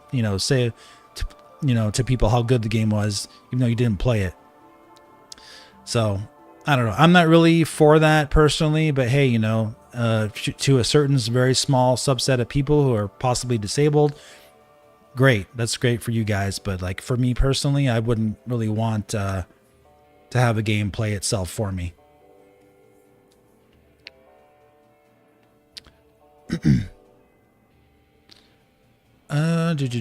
When, oh, what? Jumped there. When and how do you think the Switch 2 will be revealed? Yeah, so don't believe rumors, guys, and also, you know, don't just take what I say either. But I'm just trying to give you my, you know, honest opinions on stuff. I would say they have a good chance of revealing Switch 2 in the summertime, possibly after they talk about their financial forecasts for the coming fiscal year, which is in early May. They could even announce Switch 2 then at their May financial briefing, because they might have to, because they have nothing left. And if that's the case, they may do something like how they did with the Nintendo NX and say that, hey, we have Switch 2 coming. Stay tuned for when we will reveal details on the new next generation of Nintendo, but we do plan on releasing Switch 2 by March, 2025, basically. Kind of like what they did with the NX. They said, NX is coming. It's going to be the next generation Nintendo. Stay tuned for more details. We don't have anything to share other than that right now, but it's going to be released before the end of the fiscal year 2017 is what they said. So that was like March range, basically. Or they said March 2017. So everyone knew Switch 2 was coming, or NX was coming by 2017 at that point, and that was in I think it was April 2016 or so. So I do think, or April or May 2016. So I do think they have an opportunity to do the same thing, announce it to their investors, and then show a trailer reveal later in 2024, which would be, they could repeat the exact same thing they did in 2016 to 2024 and release a reveal trailer for Switch 2 in October range of 2024, especially if they don't have any huge big games for Switch 1 this year, because like after Paper Mario, I'm not really sure what they got, right? So and everyone knows at this point that Switch 2 is right on the way. We have that information we talked about earlier about the manufacturers that are supposedly have their hands on, or they have seen the Switch 2, right? So yeah, we had this information earlier that we went over that, they've seen like the new Joycons, and it's a different console, and they're still expecting early 2025, despite reports from this Business Korea saying early, it could launch 2024. Again, though, like I said, I don't know what the, how valid this site really is and how much they do know, or how much they're just mixing and matching stuff together. We just don't know. But manufacturers of accessories, and you have multiple different sites reporting this now, and I believe there's a patent of it as well. I do think this leads credence to it, and we also have that leaker who kind of said that they heard this as well. Pyoro, how do you say his name? He said that as well. So this is looking more believable than the Switch 2 coming out in 2024 from that Business Korea site. Again, though, we got to wait and see, guys. We just don't know for sure. It's looking that way, though. Early 2025, I would say I would still put that as the most likely place for when we'll be getting Switch 2.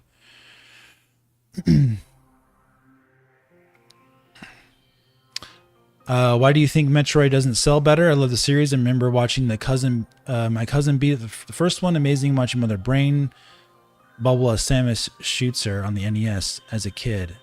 Yeah, Casey, how old are you? Are you must be in your late 30s at least, right? But Metroid is it's a very particular franchise, so it appeals to a smaller audience because of just the way it is. It's an isolation type of game. It's single player. It's dark. It's kind of spooky, kind of eerie, you know. It's just not. It's not quite like a Mario game where it's this happy-go-lucky character, and they're meant to be more difficult games as well. They're not meant to be like really easy games. So, in sci-fi, typically sometimes doesn't appeal to a wide range of people, and that's what Metroid is, a sci-fi game. So there's lots of reasons for it.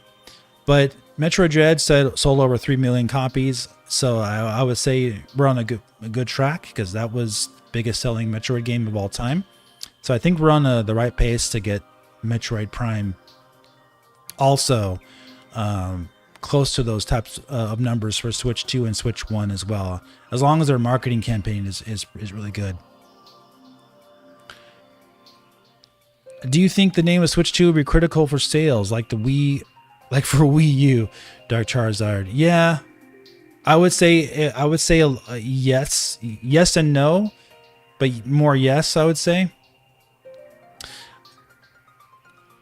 Like they might be able to get away with calling it Switch Attach, maybe, but like you can't just call something a name that doesn't make sense and hope it sells 100 million consoles and to get away with it. You can't do that. But a lot of the Wii U's issue, I think, was the actual tablet itself was being marketed.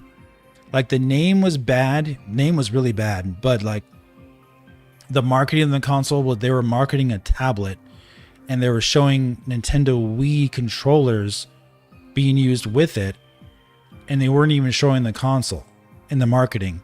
So the marketing itself was terrible for Wii U. So they were marketing it as a tablet, basically like a tablet accessory for the Wii. From like visually speaking, even though like yes, it's a new console and it has better graphics, visually speaking to the consumer, it looks like just an attachment for the Wii. So like Switch 2 has a lot more going for it than that. So like you show like the brand new Joycons, you show that it's running next gen games, and even if they call it like Switch Attach, that does still sound like something new, right? So I don't know, guys, but I hope Switch 2 or Super Switch, just call it something simple like that. Bing, bang, boom. You know exactly what you're getting, and you can see for yourself in the games, and it looks great. That's what I hope. Or, show something like the Matrix demo running on this thing. Show something like this. Show something like this that was not the Switch 1. And then you can, people would be like, oh, I'm getting the new Switch. Even if they call it new Switch and they show stuff running like this on it, they show like Unreal Engine 5 games. You can really impress people just by that, just by showing that kind of stuff. So it's not even a case of necessarily it has to be like the end all be all, all in its name. As long as you're showing like what it can do in relation to the original Switch, you're in good shape. And you got to think too, Nintendo learned their lesson from the Wii U at this point. It was such a terrible decision, terrible marketing, that they can still call it something like Switch Attach and still market it as a brand new console, because you can easily market it there a lot easier than showing some kind of tablet with another console, seemingly like the Wii U was, and confuse people that, is this a new console? I don't know. But like showing a Switch 2, a Switch X, Super Switch, Switch Attach, whatever, but showing brand new games running on it, showing brand new Joycons and everything, you could still get away with calling it that, right?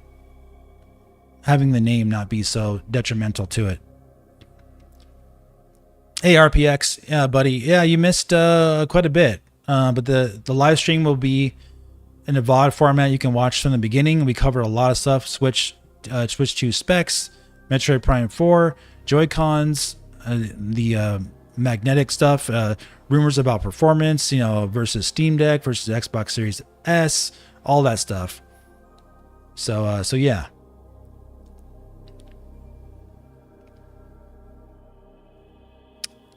Lethal John, personally, I love it to be called the Super Nintendo Switch. I agree with you.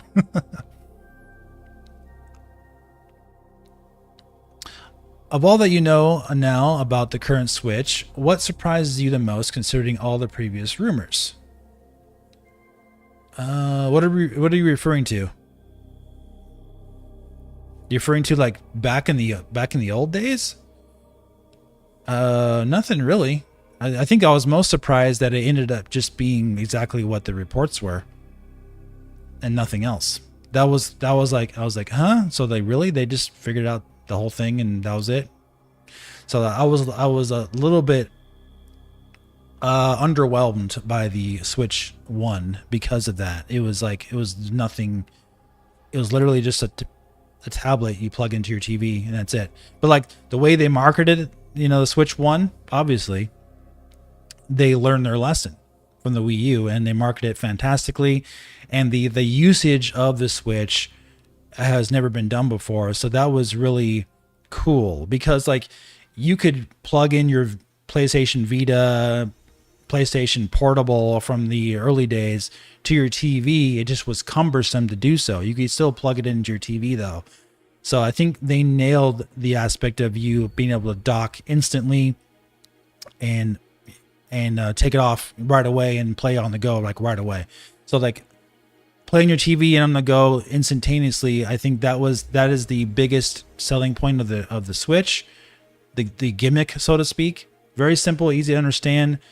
Plus, you get good enough looking games on your TV back then. Like now, it's lacking quite a bit at this point. That's why you need a new Switch. But like back then, it was good enough for the most part for people to be happy playing a console experience on the go and on your TV. I think that was the biggest selling point, which is why the Switch took off and went crazy. Did you miss any leaked launch titles? No, I don't think so.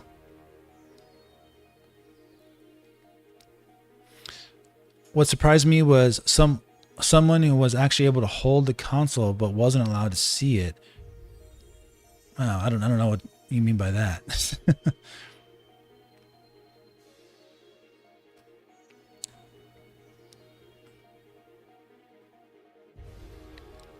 I'm reading your questions here. Yeah, I got you, James. That I understood your question there.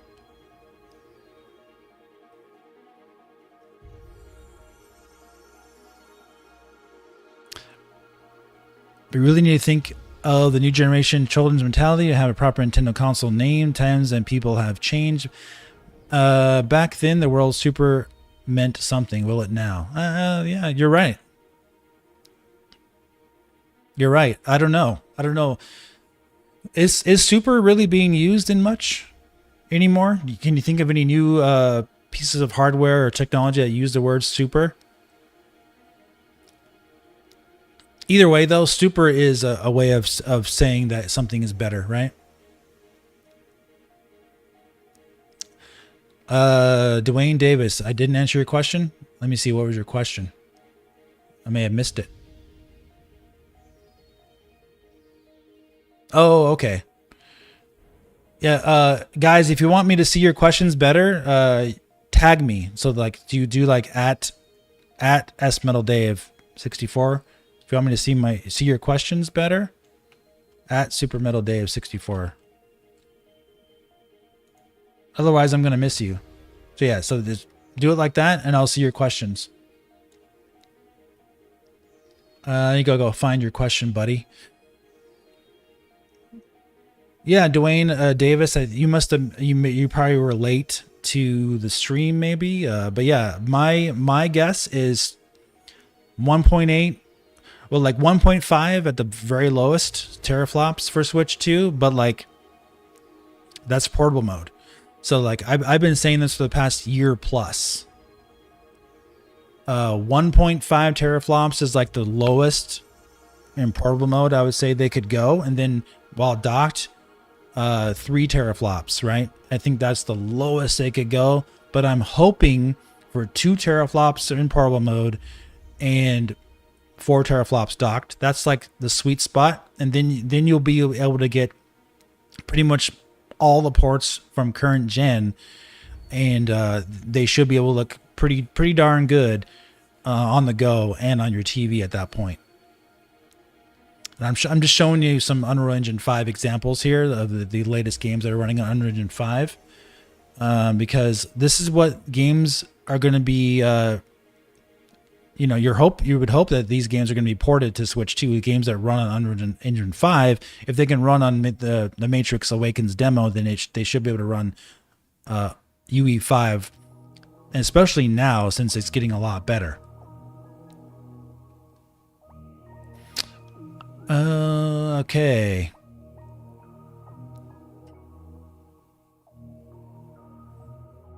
Yeah, no, they haven't announced in each other our presentation date yet. My guess is that they could announce the console itself at their financial briefing in May, but not show anything, because investors are going to be like, hey, you know, if you don't have a console coming in the next fiscal year, we're bailing out on you, Nintendo, because we're done. You know what I mean? Like investors. So like Nintendo almost needs or has to say something about their next gen plans. Just saying that they're going to announce it later this year. Stay tuned for more details, but they won't actually show anything, is my guess. And then you might be looking at an October reveal like Switch 1 did in 2016, and then a March release for Switch 2, just like Switch 1 in 2017. I'm going to get to your questions, guys. Hold on here.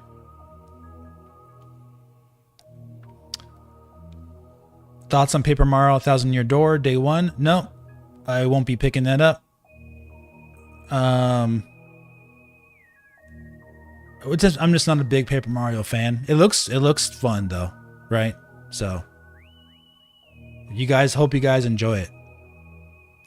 All right, you guys let me go back to the questions here. NVIDIA 3080 Super, that'd be cool.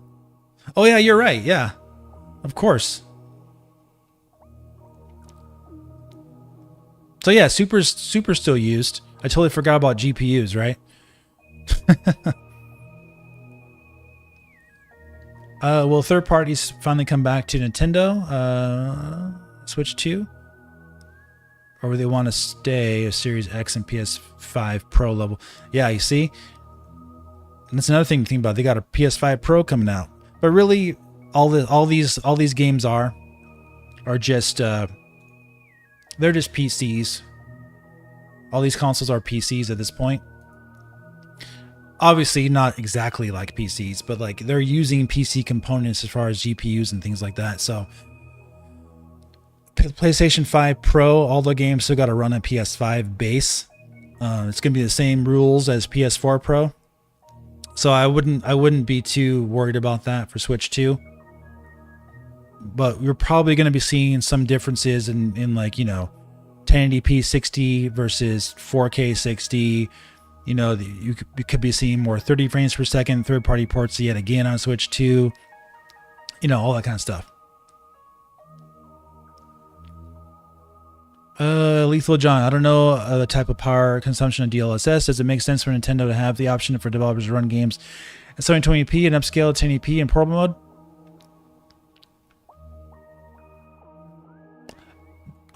Yeah, well, I mean, DLSS, it doesn't, it's not power consumption. You're talking about performance consumption. It does take performance to run DLSS and some for FSR as well. So yeah, it makes a lot of sense. In fact, they're going to have to.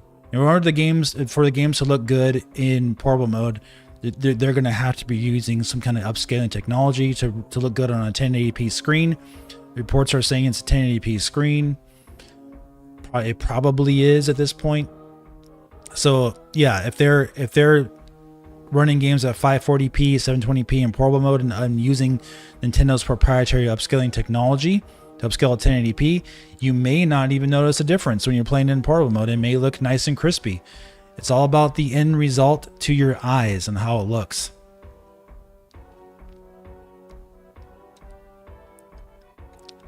Yeah, battery life is an issue, but yeah, that's something that they need to address. It needs to be at least 4 hours, I would say.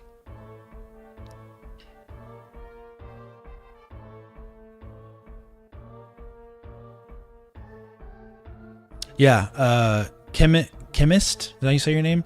Teraflops doesn't tell us much on power performance. Yeah, you're 100% right. That's what I've been trying to tell guys today. Is that you gotta watch out for what it can do, not what the numbers on the spec sheet say, but see what the system can do first before you try to judge it. Because like 2 teraflops may sound really, really, really low, or even 1.5 teraflops may seem really, really, really low. But if it can do everything that people are saying it can do, like running the Unreal Engine 5 Matrix demo and looking impressive doing it, that's all that matters, right?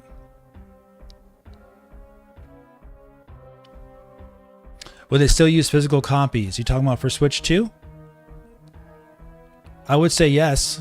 If the information has come out recently that they're looking into better technology for cartridges, so it looks like they will be using new cartridges for Switch 2 and NAND, a better NAND for fast read speeds.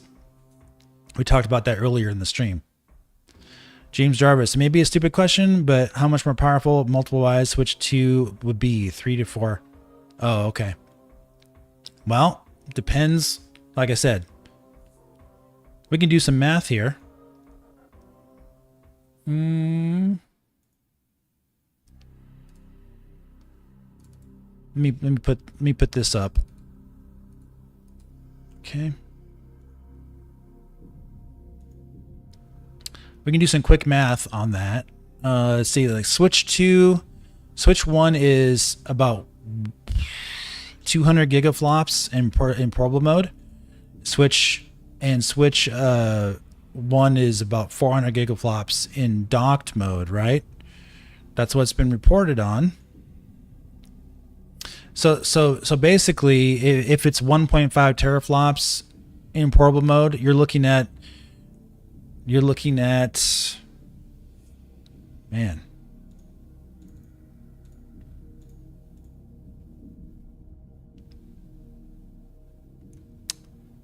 You're looking at like about 7 times more powerful if it's 1.5 teraflops in portable mode, which would be really good.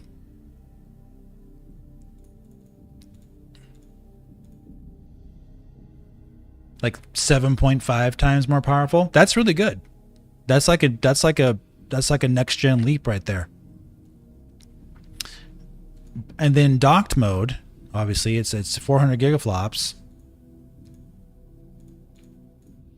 That would be 7.5 times more powerful would be 3 teraflops. And that's like my personal lowest I would go. So yeah, it's like at least 7 times more powerful, I would say, with Switch 2 would be. That's decent, right? If it's 2 teraflops and then 4 teraflops, like portable and then docked, then you're looking at something a little bit higher than that, right? Looking at 10 times more powerful, I believe, right? So it's a straight multiplication. Yeah, so 200 gigaflops, 2 teraflops would be 10 times more powerful. 400 gigaflops to 4 teraflops, 10 times more powerful. So you're looking at a range between, I'd say, 7 to 10 times more powerful would be the range I would guess Switch 2 would be. It's pretty decent.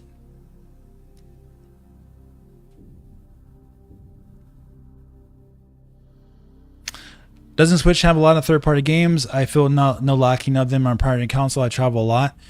It depends on what kind of games you're looking for, because the Switch has missed out on, I don't want to say hundreds, but it's missed out on many big games, mini games. So like, yeah, the Switch has a lot of third-party games, but they're not the games that are it doesn't have Elden Ring, it doesn't have Devil May Cry, it doesn't have Sekiro, it doesn't have a lot of these games that come. It doesn't even have Street Fighter 6, doesn't have Tekken 8. It doesn't have the latest Tomb Raider games. Doesn't have Call of Duty. I mean, it's missed out on a ton of third-party games. Like, I'm talking a metric ton. So yeah. It does get quite a bit, but it also misses out on a lot.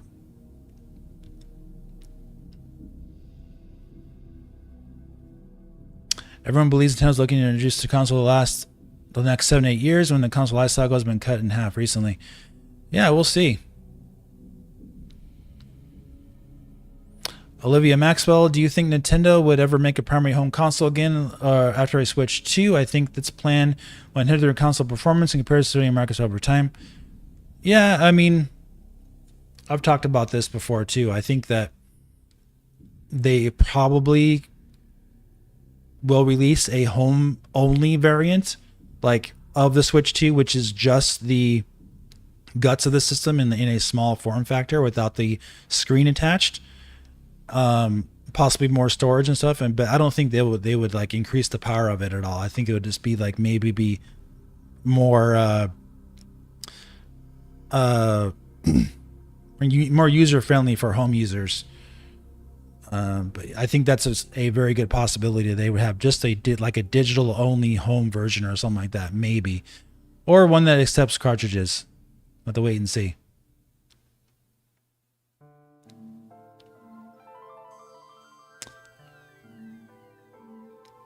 Yeah, Lucas. Lucas, I talked about the Metroid update earlier. It's I discussed the new update that pretty much confirmed that Metroid Prime 4 will be 60 frames per second. We talked about it earlier, but a job posting was discovered that found that pretty much confirmation Prime 4 60 frames per second on Switch on all Nintendo consoles. So that's something to be really excited about. That was the main update about it. Plus, I think we talked a little bit about multiplayer as well, but that was just part of the discussion.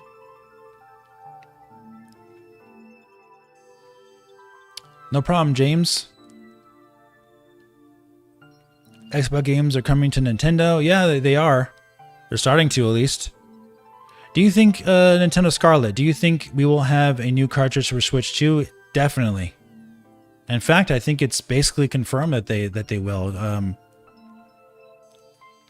My last few was it my last video talking about the storage capacity, and this new update for Samsung with its employee looking for the NAND stuff for Switch 2 plus the cartridge format. It all looks like it's going to be brand new for Switch 2. So your Switch 1 games, if they are compatible with Switch 1, probably means that the card reader on Switch 2, if your Switch 1 games are compatible on Switch 2, is my guess is that the card reader for your cartridges on Switch 2 will still actually read your Switch 1 cartridges. That's my guess. They'll have probably the similar connectors or something like that. We'll have to wait and see. But yeah, definitely they can't run on the same cartridges as Switch 1 because the Switch 1 cartridges only have read speeds of like 50 megabytes per second. Or no, 60 to 80 megabytes per second. Some range like that, right?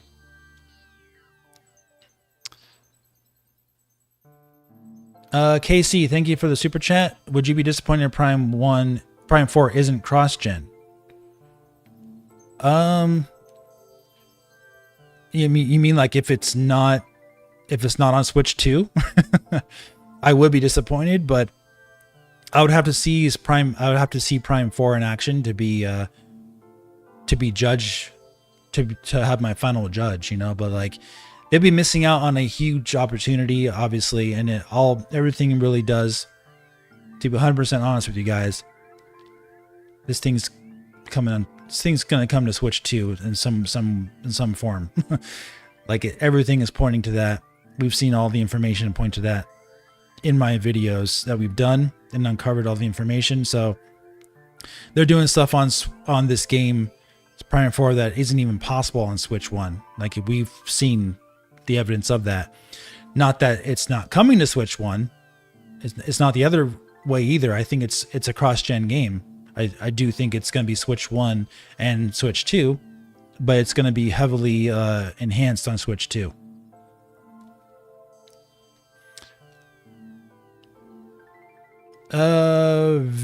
Victory?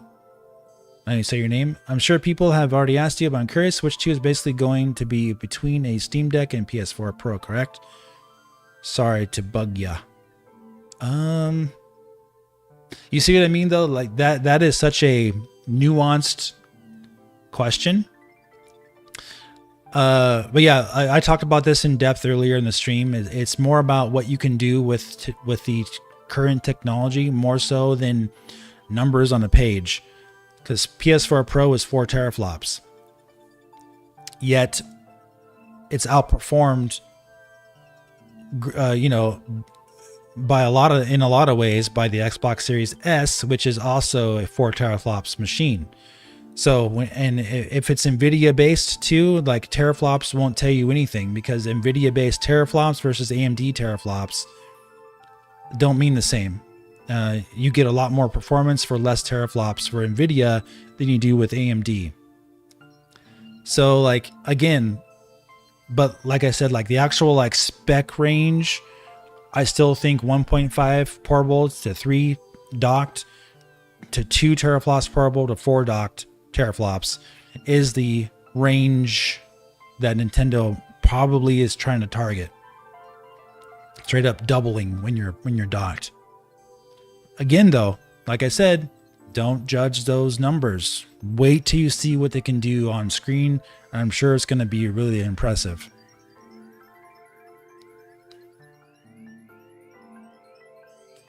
Do you think they'll at some point release a Switch 2 that's not backwards compatible with the Switch 1 like the Switch Mini? Switch Mini? You mean like Switch Lite? I don't know. I think you mean the Wii Mini? They removed that's when they removed the GameCube backwards compatibility, right? I think that's right. The Wii Mini. That's probably what you meant. No worries, Vic. I'll just call you Vic. That's why you asked. I really don't know if they will do that though with Switch. They might do that. I watched a video where 4K was unlocked on a Switch OLED. Oh, cool. Do I think PS5 Pro will be worth it? Again, I don't know. Maybe, maybe not. I would have to see the console. We just don't know how much benefit the stuff like that will be for the PlayStation enthusiast. I can guarantee they will buy that day one because they want their games to run at 60 frames and 4K. But like, is it really needed? Probably not. I don't think developers have even used the potential of PlayStation 5 as it is. But PlayStation 5 Pro is basically like a cop-out to make it easier on devs so they don't have to do as much work to get games running at better frame rates and better settings. Like PlayStation first-party games don't seem to ever have any problem with that. So, what can you say, right?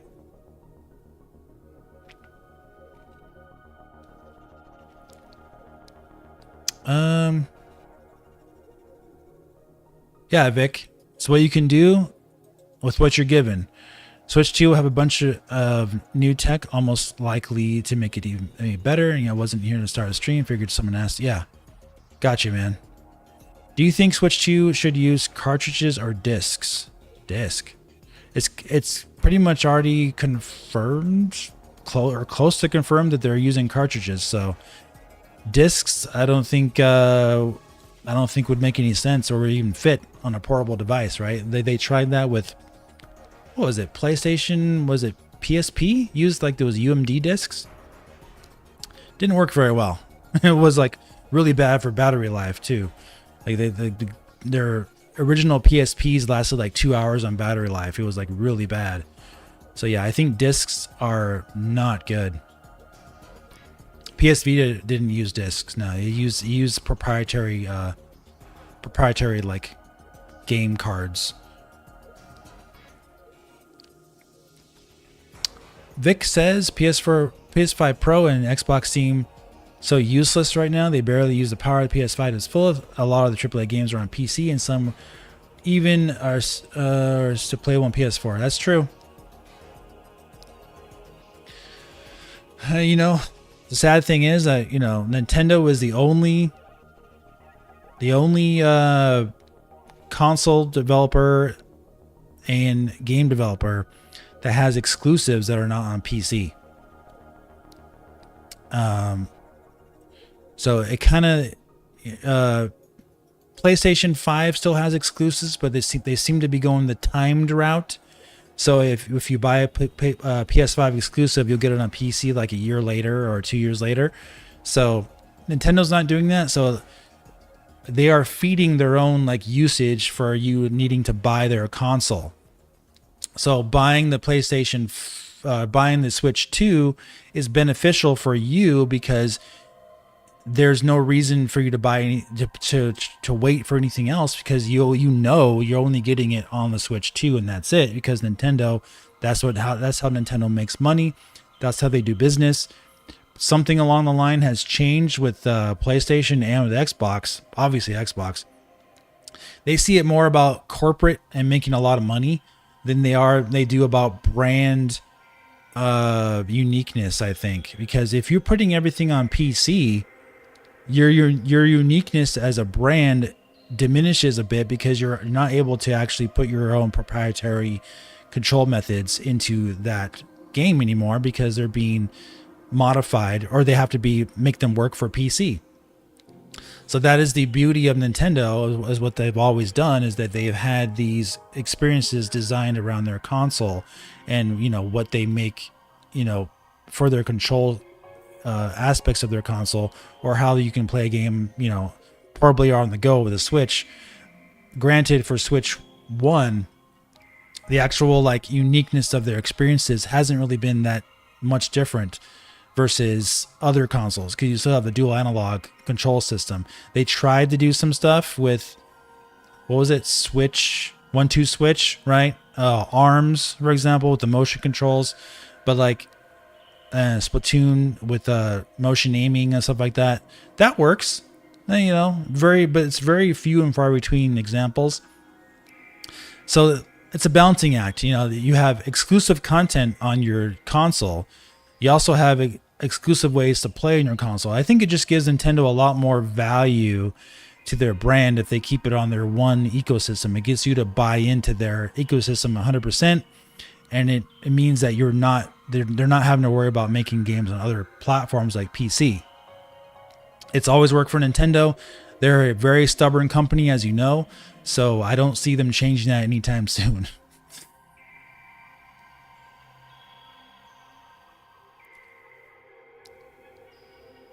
No worries, Lethal John.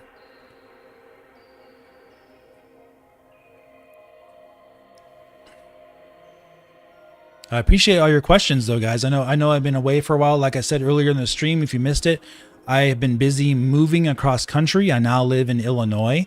I no longer live in San Diego. So, hey, I'm having a good time here in Illinois so far. But yeah, I've been so busy with that and I haven't had time to make videos. I figured doing a big old live stream for you guys would answer all your questions, and we can go over all the information for Switch 2 and Metroid Prime 4 all in one fell swoop, right?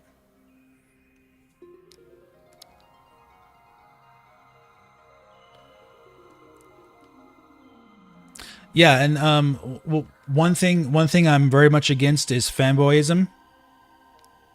So even though I love Nintendo IP, and I'm going to reply to your question, Vic, up there about you're trying not to hate on the other consoles, but yeah, like I like content from all the other consoles as well. I like Gears of War. I do like Halo on the Xbox side. And I like God of War on PlayStation. I like Uncharted. Ratchet and Clank is fun. But my go-to is Nintendo, because I was raised with Nintendo. I've been playing Nintendo since I was 5 years old when it came out, when the NES came out. So I love Mario, I love Metroid, I love Zelda, I love Donkey Kong, I love Star Fox, F-Zero. I love the mainstay Nintendo franchises. I'm not really I was never really too much into the newer Nintendo franchises that much, but the old school stuff, oh yeah, I love it. Like Metroid is a quintessential gaming. Like if you want the deepest form of gaming for Nintendo, I would say Metroid Prime is the way to go. Like I just love that type of game. Metroid Prime is just one of a kind. Metroid Prime series is one of a kind. Metroid Prime is my favorite game of all time. So like, yeah, Nintendo has the IPs that I love. Doesn't mean I'm a fanboy of the corporation though. There's a big difference there. And it doesn't mean that I try to push Nintendo's brand on my channel either to get viewership from a Nintendo fanboys. That's not what I do. I cover Nintendo because I like Nintendo's IPs and I focus on certain IPs like Metroid. And I love talking about tech, but I don't placate to their corporate side of things and I don't defend them when they make mistakes. I do the opposite. I call them out. And thankfully, I have garnered an audience that expects that from me, not the other way around. I don't have an audience that expects me to damage control or placate to Nintendo. I tell it like it is, and I'm proud of it. So Nintendo does a lot of good things and they do a lot of bad things, and I'm just here to tell you the truth.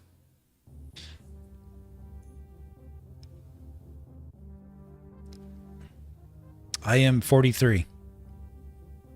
So yeah, like I've seen it all and done it all with Nintendo, and I've gone to E3. My first E3 was 2001. I've been to 4 or 5 E3s. I met developers. I've accomplished a lot of things on this channel. I do this because I love gaming and I love playing games. So I do a lot of live streams. I do content because I love making content. It's fun. It's always been that way.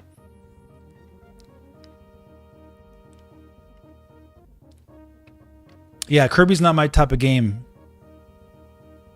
Or Kid Icarus. But mainly the main Nintendo mainstays. I don't mind. I mean, Kirby's not terrible. It's just not my kind of thing.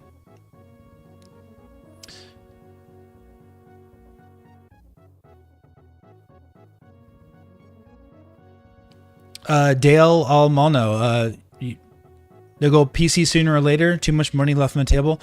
Yeah, you never know. And if Nintendo does go PC, we'll talk about it.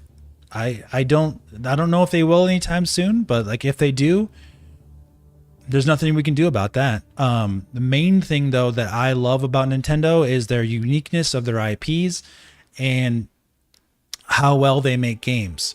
So if the PC market degrades the quality of what they do with their IPs, that's what I have a problem with. If it doesn't, then going to PC wouldn't really be that big of a deal, but that would directly affect their console sales if they did go to PC, and I think Nintendo knows that.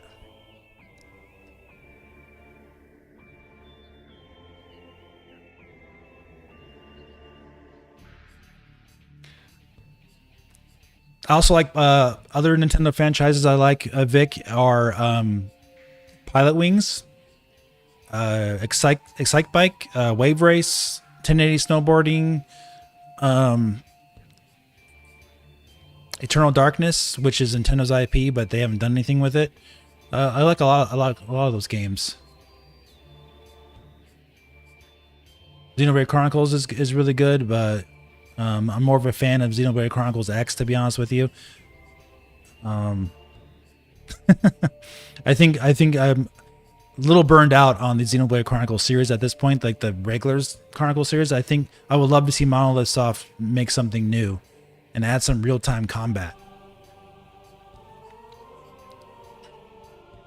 Are you a collector of physical games? Nature Boy asked. Not really, no. I don't like go out of my way to like complete my collection of stuff. I'm not. I'm not that type of guy who has here's my gaming collection behind me, and that's why you can trust me. I have all these games I collected. No, I'm more about showing you, like I have a second channel. Like you should subscribe to my second channel too. It's in the main my main page here. On my second channel, I post a lot of gameplay footage of other games I play as well. I play a lot of games. I play pretty much everything. I play every platform, and then I live stream games as well. So if you want to see, I'm a firm believer of like my opinion meaning more if I actually show and back up what I do visually. Like I show that I'm actually playing a game. Like I do a review on a game, I played it. You see me play the game live. Like I have like a legit opinion on it. I'm not just making something up for views. That's exactly what I do here on this channel. I'm extremely in depth. When I go in on a game, I play it from beginning to end.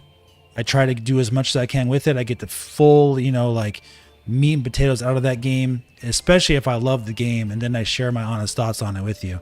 So some of my reviews are really long because of that. Like my Metroid Dread review is like 45 minutes long. My Tears of the Kingdom review is almost 45 minutes long. Metroid Prime Remastered, it's almost 40 minutes long. So yeah, I do a lot of in-depth reviews on the games that I really sink my teeth into.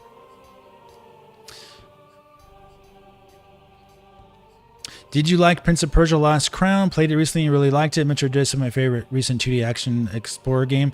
I only played a little bit of that. I just didn't have time to spend too much into it, but it was really fun for what I did play. I tend to go back to it and keep playing it. We are all waiting. Hey, Oscar. Hey. I want to say hi to you. Oscar.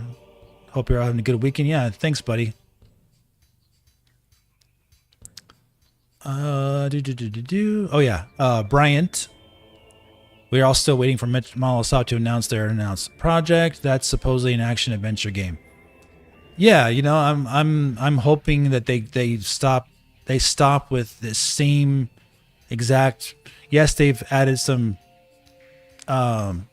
variations to their battle system on Xenoblade Chronicles, but I really want them just to go full on real time combat, something more engaging. Like we actually are attacking, by pressing a button. You know what I mean?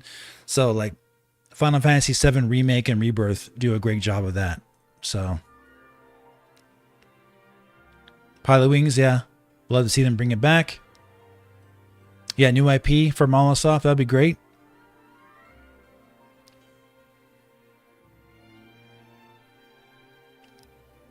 Tobal, I think I'm your best French viewer. Okay, well, thank you.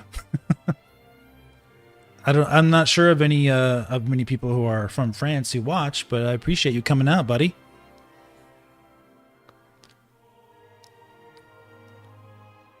Yeah, so it's one of those times where it's very similar to the end of the Wii U. But we knew the Wii U was over in 2015. Nintendo announced the NX in 2015, and we knew it was over for 2 years. So the NX wait felt forever. The Switch 2 wait feels like it's forever as well, mainly because of all these rumors and reports, constant reports, like reports from reports from reports. Like, and the problem with reports is that you have to take them seriously because of where they come from. But Nintendo simply hasn't announced this console, despite there's reports been going on for 5 years for new Nintendo hardware. Nothing's ever happened, right? Besides the Switch OLED, which from the reports say that was the Switch Pro. Now we got reports of the Switch 2 coming soon. And when? Could have been 2024, 2025, but it's looking like 2025. Finally, we're getting the Switch 2.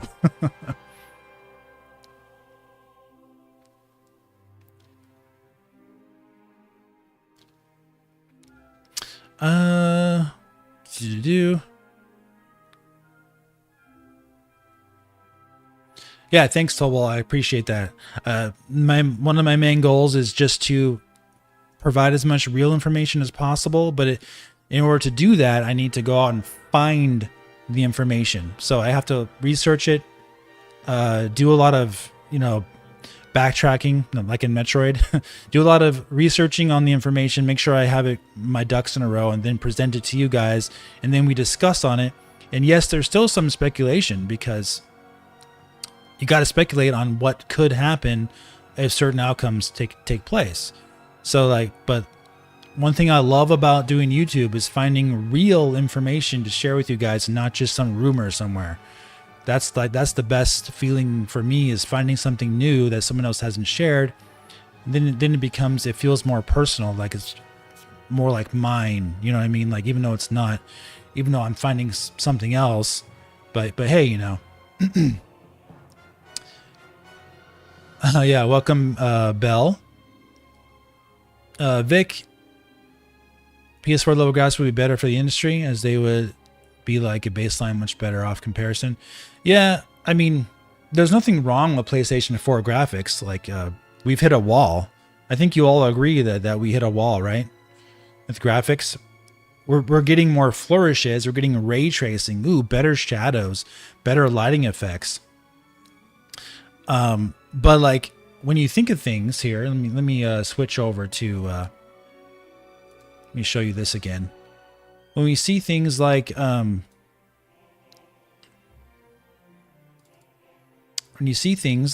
Cyberpunk 2077.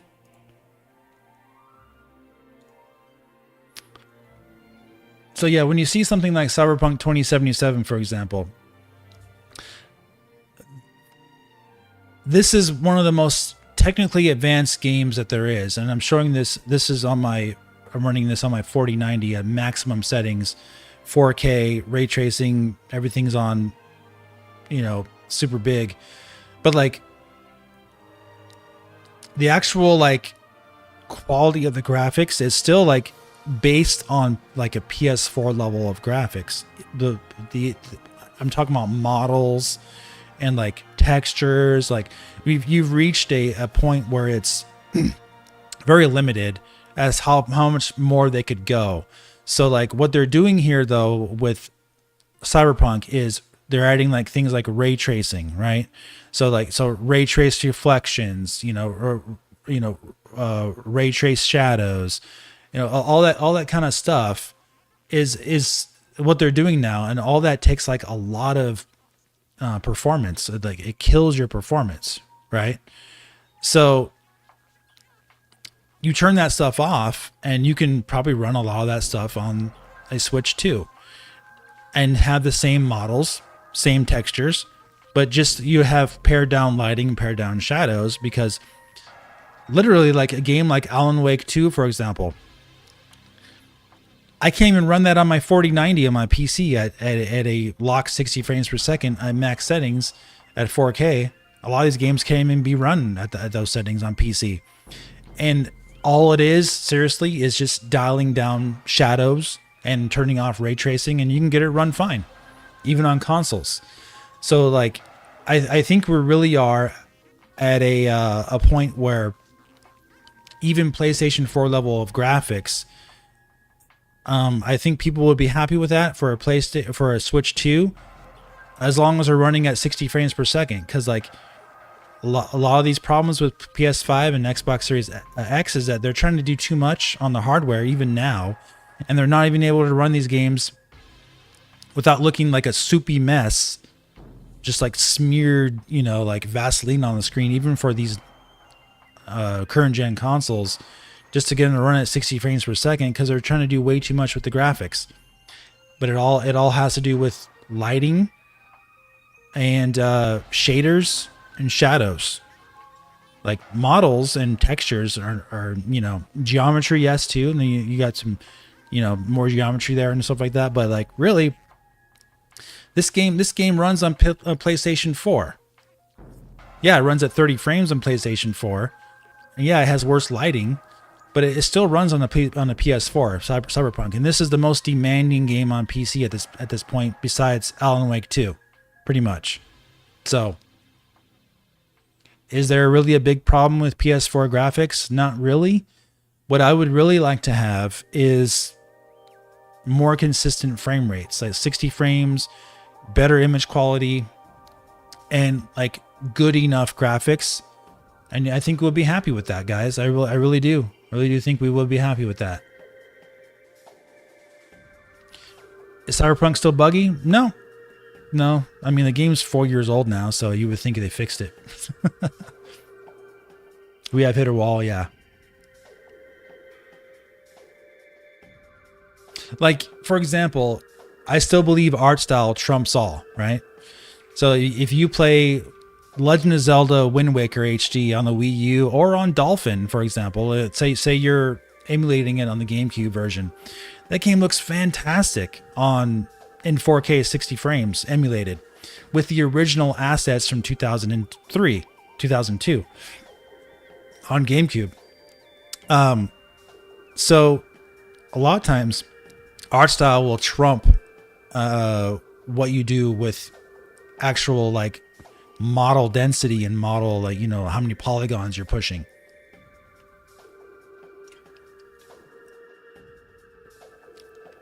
So another good example of this is Stellar Blade on PS5. That's made by a mobile dev. So it's our first console game. But Stellar Blade looks really good. And it basically has its souped up PlayStation 4 graphics, but it looks really good because it has a great art style, has some nice like bloom lighting, has some detailed, you know, models in their faces, and it has great music. And guess what? It runs at 60 frames per second locked. Like, hey man, I mean, that's good enough for me.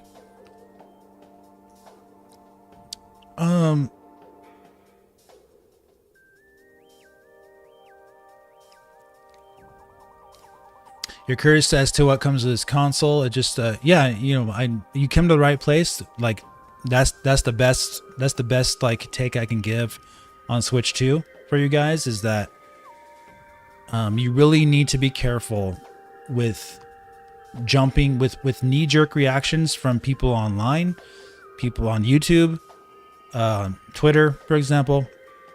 When you hear like some rumor somewhere, just be careful. Don't just believe it automatically. Do some of your own research. I know you guys may rely on me to do research for you, but like I encourage you guys to think for yourself and do your own research too. Don't just blindly believe people, because they will tell you a lot of stuff sometimes that just is not true, or also just doesn't make any sense either. Saying like, oh, you should never expect anything like that. You should never expect Xbox Series S power in a Switch 2. Yet, on the other hand, say, oh, but it runs the Matrix Awakens demo with ray tracing on it and looks impressive. Upscaling to 4K. Well, guess what? Xbox Series S can't even do that. Yet you're saying Switch 2 expect a Steam Deck version. Expect something like Steam Deck. No, it doesn't line up. So just be careful with those types of statements from people. That's what Digital Foundry said, but they were just talking like amongst themselves in the podcast. So like wait till Nintendo shows it. Be careful of just blindly believing people when a lot of times they're either trying to get you to click on something so they can get your view, or they're just talking lies because they need to make content. It happens, guys. And I'm not calling out anybody out there, but like a lot of times people will grandstand and make content out of something that doesn't warrant any content to be made. Because they want you to be excited, because they want you to watch their content. It's a very vicious cycle. I've talked about Switch 2 YouTube content in the past. If there's nothing to be said about Switch 2, then I'm just not gonna make a video about it. If I got something to say, then I will make a video about it. If there's something interesting I want to share. If there's just some random person on some website who has no track record, who has some rumor, and there's no way I'm gonna make a video about that. But you do have content creators out there that keep making videos based on stuff that has no basis in reality because they want your viewership. They're using your desire for Switch 2 against you. And sad to say.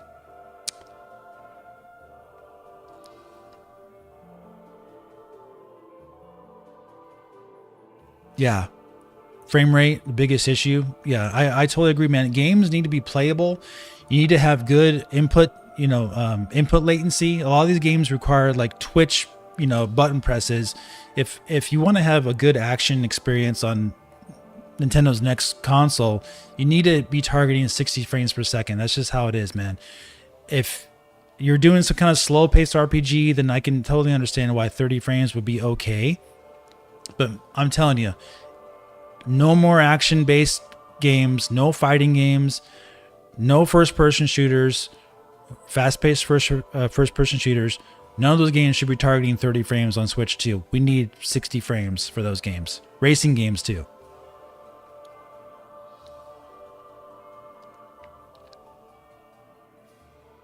Yeah. Yeah, I think Switch will get to all-time record. It's just a matter of time, really, for sales.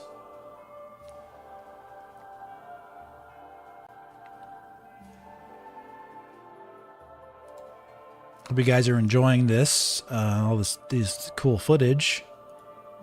But yeah, like the so yeah, these are games. So again, none of these things that I'm showing here are beyond like PlayStation 4 level of quality in terms of like model density, like what they're doing with textures. None of this stuff is really like out of the realm of like PlayStation 4-ish. Even this, again, all this is a lot of more. It's a lot more of the same piled on top of it. So you got a lot more, level density. You got more geometry. You got more textures. You got better lighting. You have ray tracing. You have, and all those things need to be done at a good frame rate.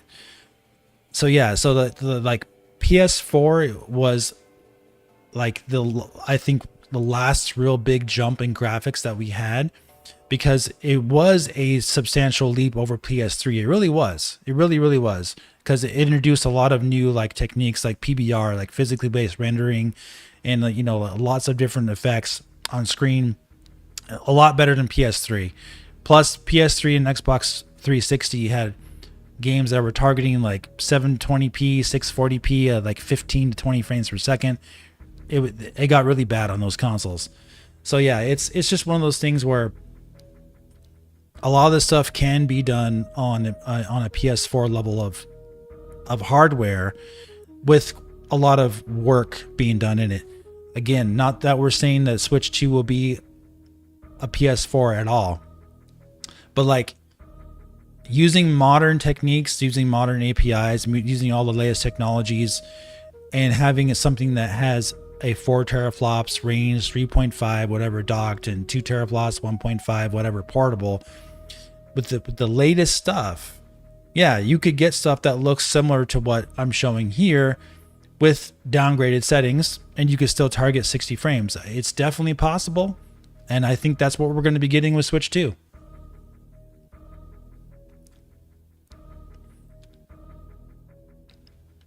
Will you play more stream? Will you stream more immersive sims like Deus Ex? Yeah, did you see my Deus Ex Mankind Divided stream I did last year? I'm thinking about doing another run of not a run. I'm thinking of doing like Mass Effect at one point, Mass Effect trilogy. Metroid Prime release date when? Probably first half of 2025 on Switch 2 and Switch 1.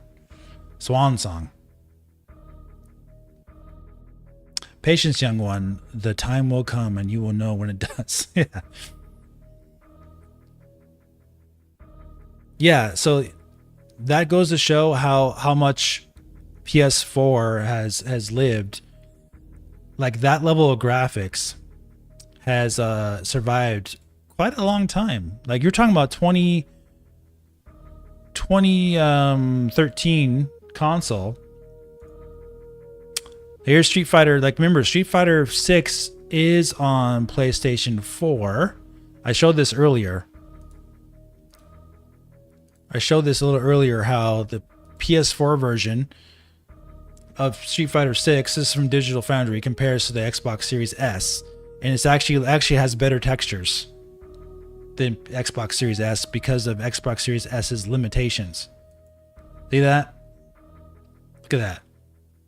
PS4 Series S. So that's just one example. So that, yeah, like PS4 was actually really well done in 2013 by Sony. Everything since then seems like it's been an incremental upgrade, including the PS5. PS5 is basically a PS4 Pro, right? So like the SSD really helps it load textures a lot better, though. I will admit that. PS4 Pro still was hampered by that really slow hard drive.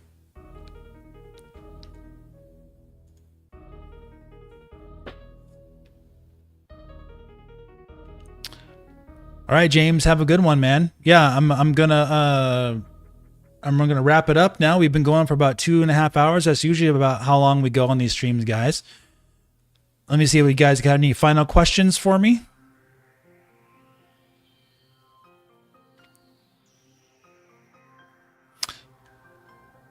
Will more third-party games be detrimental for Nintendo's uniqueness and appeal? No. Oh yeah, yes, appeal. I do think so. I think it'll eat back into the audience who went for a Steam Deck.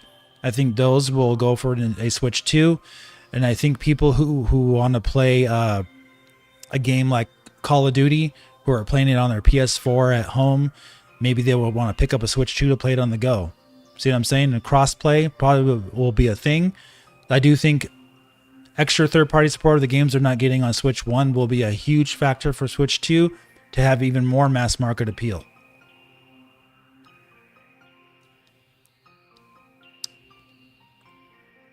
JDN, yeah, I said it just a few minutes ago. I think early 2025 will be when Metroid Prime 4 is released. Cross-gen game for Switch 2 and Switch 1. What games are you playing right now? I'm playing Stellar Blade. I just started playing it yesterday, and it's fantastic. Any news on new sci-fi games? No, not really right now, buddy. I would love to have some more sci-fi games. They canceled the newest Deus Ex because of that stupid Embracer Group disbanding the developers at IDOS Montreal. Oh yeah, the old Souls clone or Ninja Gaiden gameplay. I would say it's more like Ninja Gaiden than it is Souls. The only thing that's similar to Souls-like would be its parry mechanic, which is actually not really exclusive to a Souls-like anyway, because like lots of games use parry. So it's ching ching, ching parry mechanic is very similar to Sekiro Shadows Die Twice. If you like Sekiro's fast parrying, that's the main thing that's like.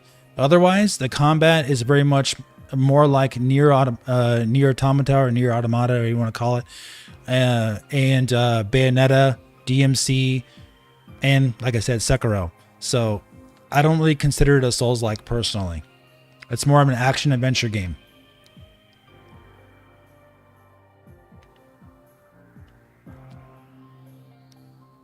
Can you see third-party games from PS5, Xbox Series X coming to Switch 2 with exclusive content?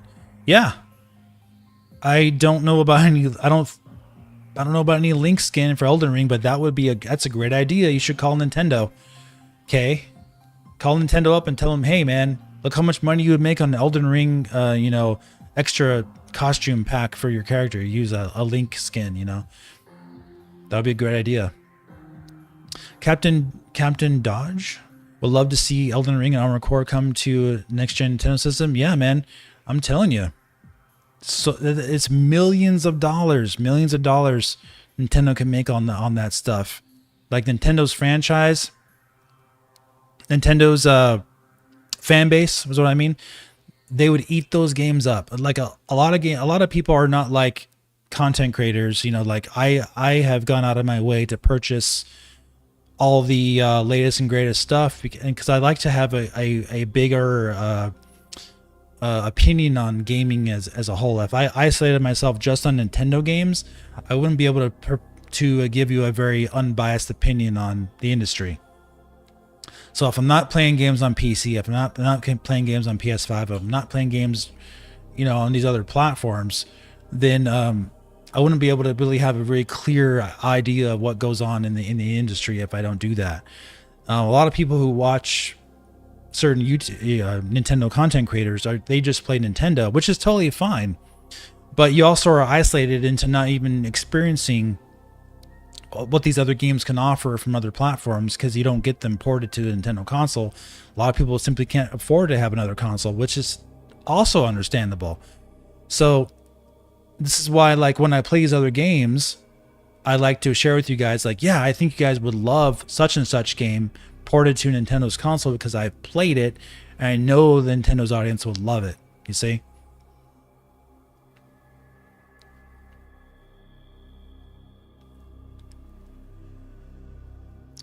You're burned out on Souls, Bryant games. Bryant, yeah, yeah. I mean, if you have a problem with pairing, then maybe the game's not for you. But like, other than that, that's the only similarity I can find. Like, even when you die in Stellar Blade, you don't like lose your experience. You still get it. So like, there's no penalty to dying. So it's definitely not a Souls-like in my opinion. Personally, I can't wait for the Steam Deck 2. Oh, okay. Cool. I'm sure they'll have a version of Steam Deck 2 that you can look forward to, buddy. You're going to call Nintendo right now? Yeah, good. You should call them, Kay. Will you stream Straddle of the Erd Tree? Maybe. I might check it out. I do a stream of that. I did Dragon's Dogma 2 a few weeks ago. That was a lot of fun. Captain, you would like to see Nintendo tackle a third-person Metroid game alongside Prime and 2D games. I hope Other M hasn't killed the dream because it does have a ton of potential. I agree. Metroid Dread, Metroid Other M, is a sad case of poor execution. I think it was a good idea, but it was poorly executed in many ways. Ninja Gaiden Black enemies have the most aggressive AI. Yeah, Stellar Blade, you can the game doesn't have a hard mode until you beat normal mode, and then it has New Game Plus. So I'm still going through normal mode, but some of the bosses will definitely give you a challenge even on normal mode. Yeah, I really want to try Elden Ring. I love the older Armored Core games as a kid, but now they're as a broke college student, I can't afford a new system like a PS5. I totally get you, man. So yeah, a lot of people want to put their eggs into a basket, right? So like, if you put your eggs into Nintendo's basket, unfortunately, you haven't had a chance to play a lot of these games, and I think it's a shame.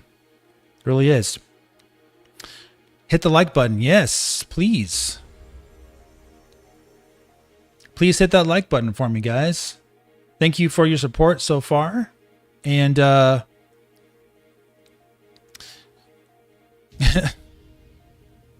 a great stream. Yeah, I didn't actually dislike Other M necessarily. I thought it was decent, but not anywhere near as good as what the Metroid franchise has been known for. That's the issue I had with it. And being hampered by the Wii remote pointer to shoot, and you had to stay still to shoot, I think it was a terrible idea. Terrible idea. You should never have to stay still to shoot as Samus. You really shouldn't. Like even Metroid Prime 1, you had to like stay still to aim. They fixed that though in the Wii remote, Prime Trilogy versions. But like, having to stay still just to aim your arm cannon was a terrible idea. So yeah, poorly executed game.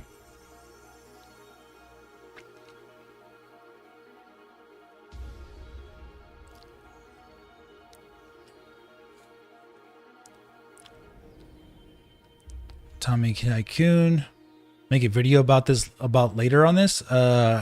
This is the video, buddy. Be like repeating myself over again. Yeah, so I'm Tom Tycoon, and the reason why I'm doing this is because I moved from San Diego to Illinois. I don't know if you might be late coming to the stream, but yeah, I haven't had time to do like content, dedicated content for a while because I've been preparing to move across country. So I just got here last weekend to Illinois, and so I'm in a brand new place and in a new house. And there's a lot of Switch 2 information to talk about, like we talked about in this live stream, plus Metroid Prime 4 stuff we want to talk about. So I'm doing it all here in this live stream, and so I'm not going to make a dedicated video on any of this stuff later on. Anything new that happens, though, I'll make a video on that. But everything here, I'm going to be putting in timestamps for you, so whatever you missed later on, I'll put in timestamp form, and you can see all the discussion, or you can just watch the whole thing when you have time. But yeah, I'm going to call it there for today, guys. It looks like you guys have had all your questions come through. Besides Kay, you're still asking me more questions.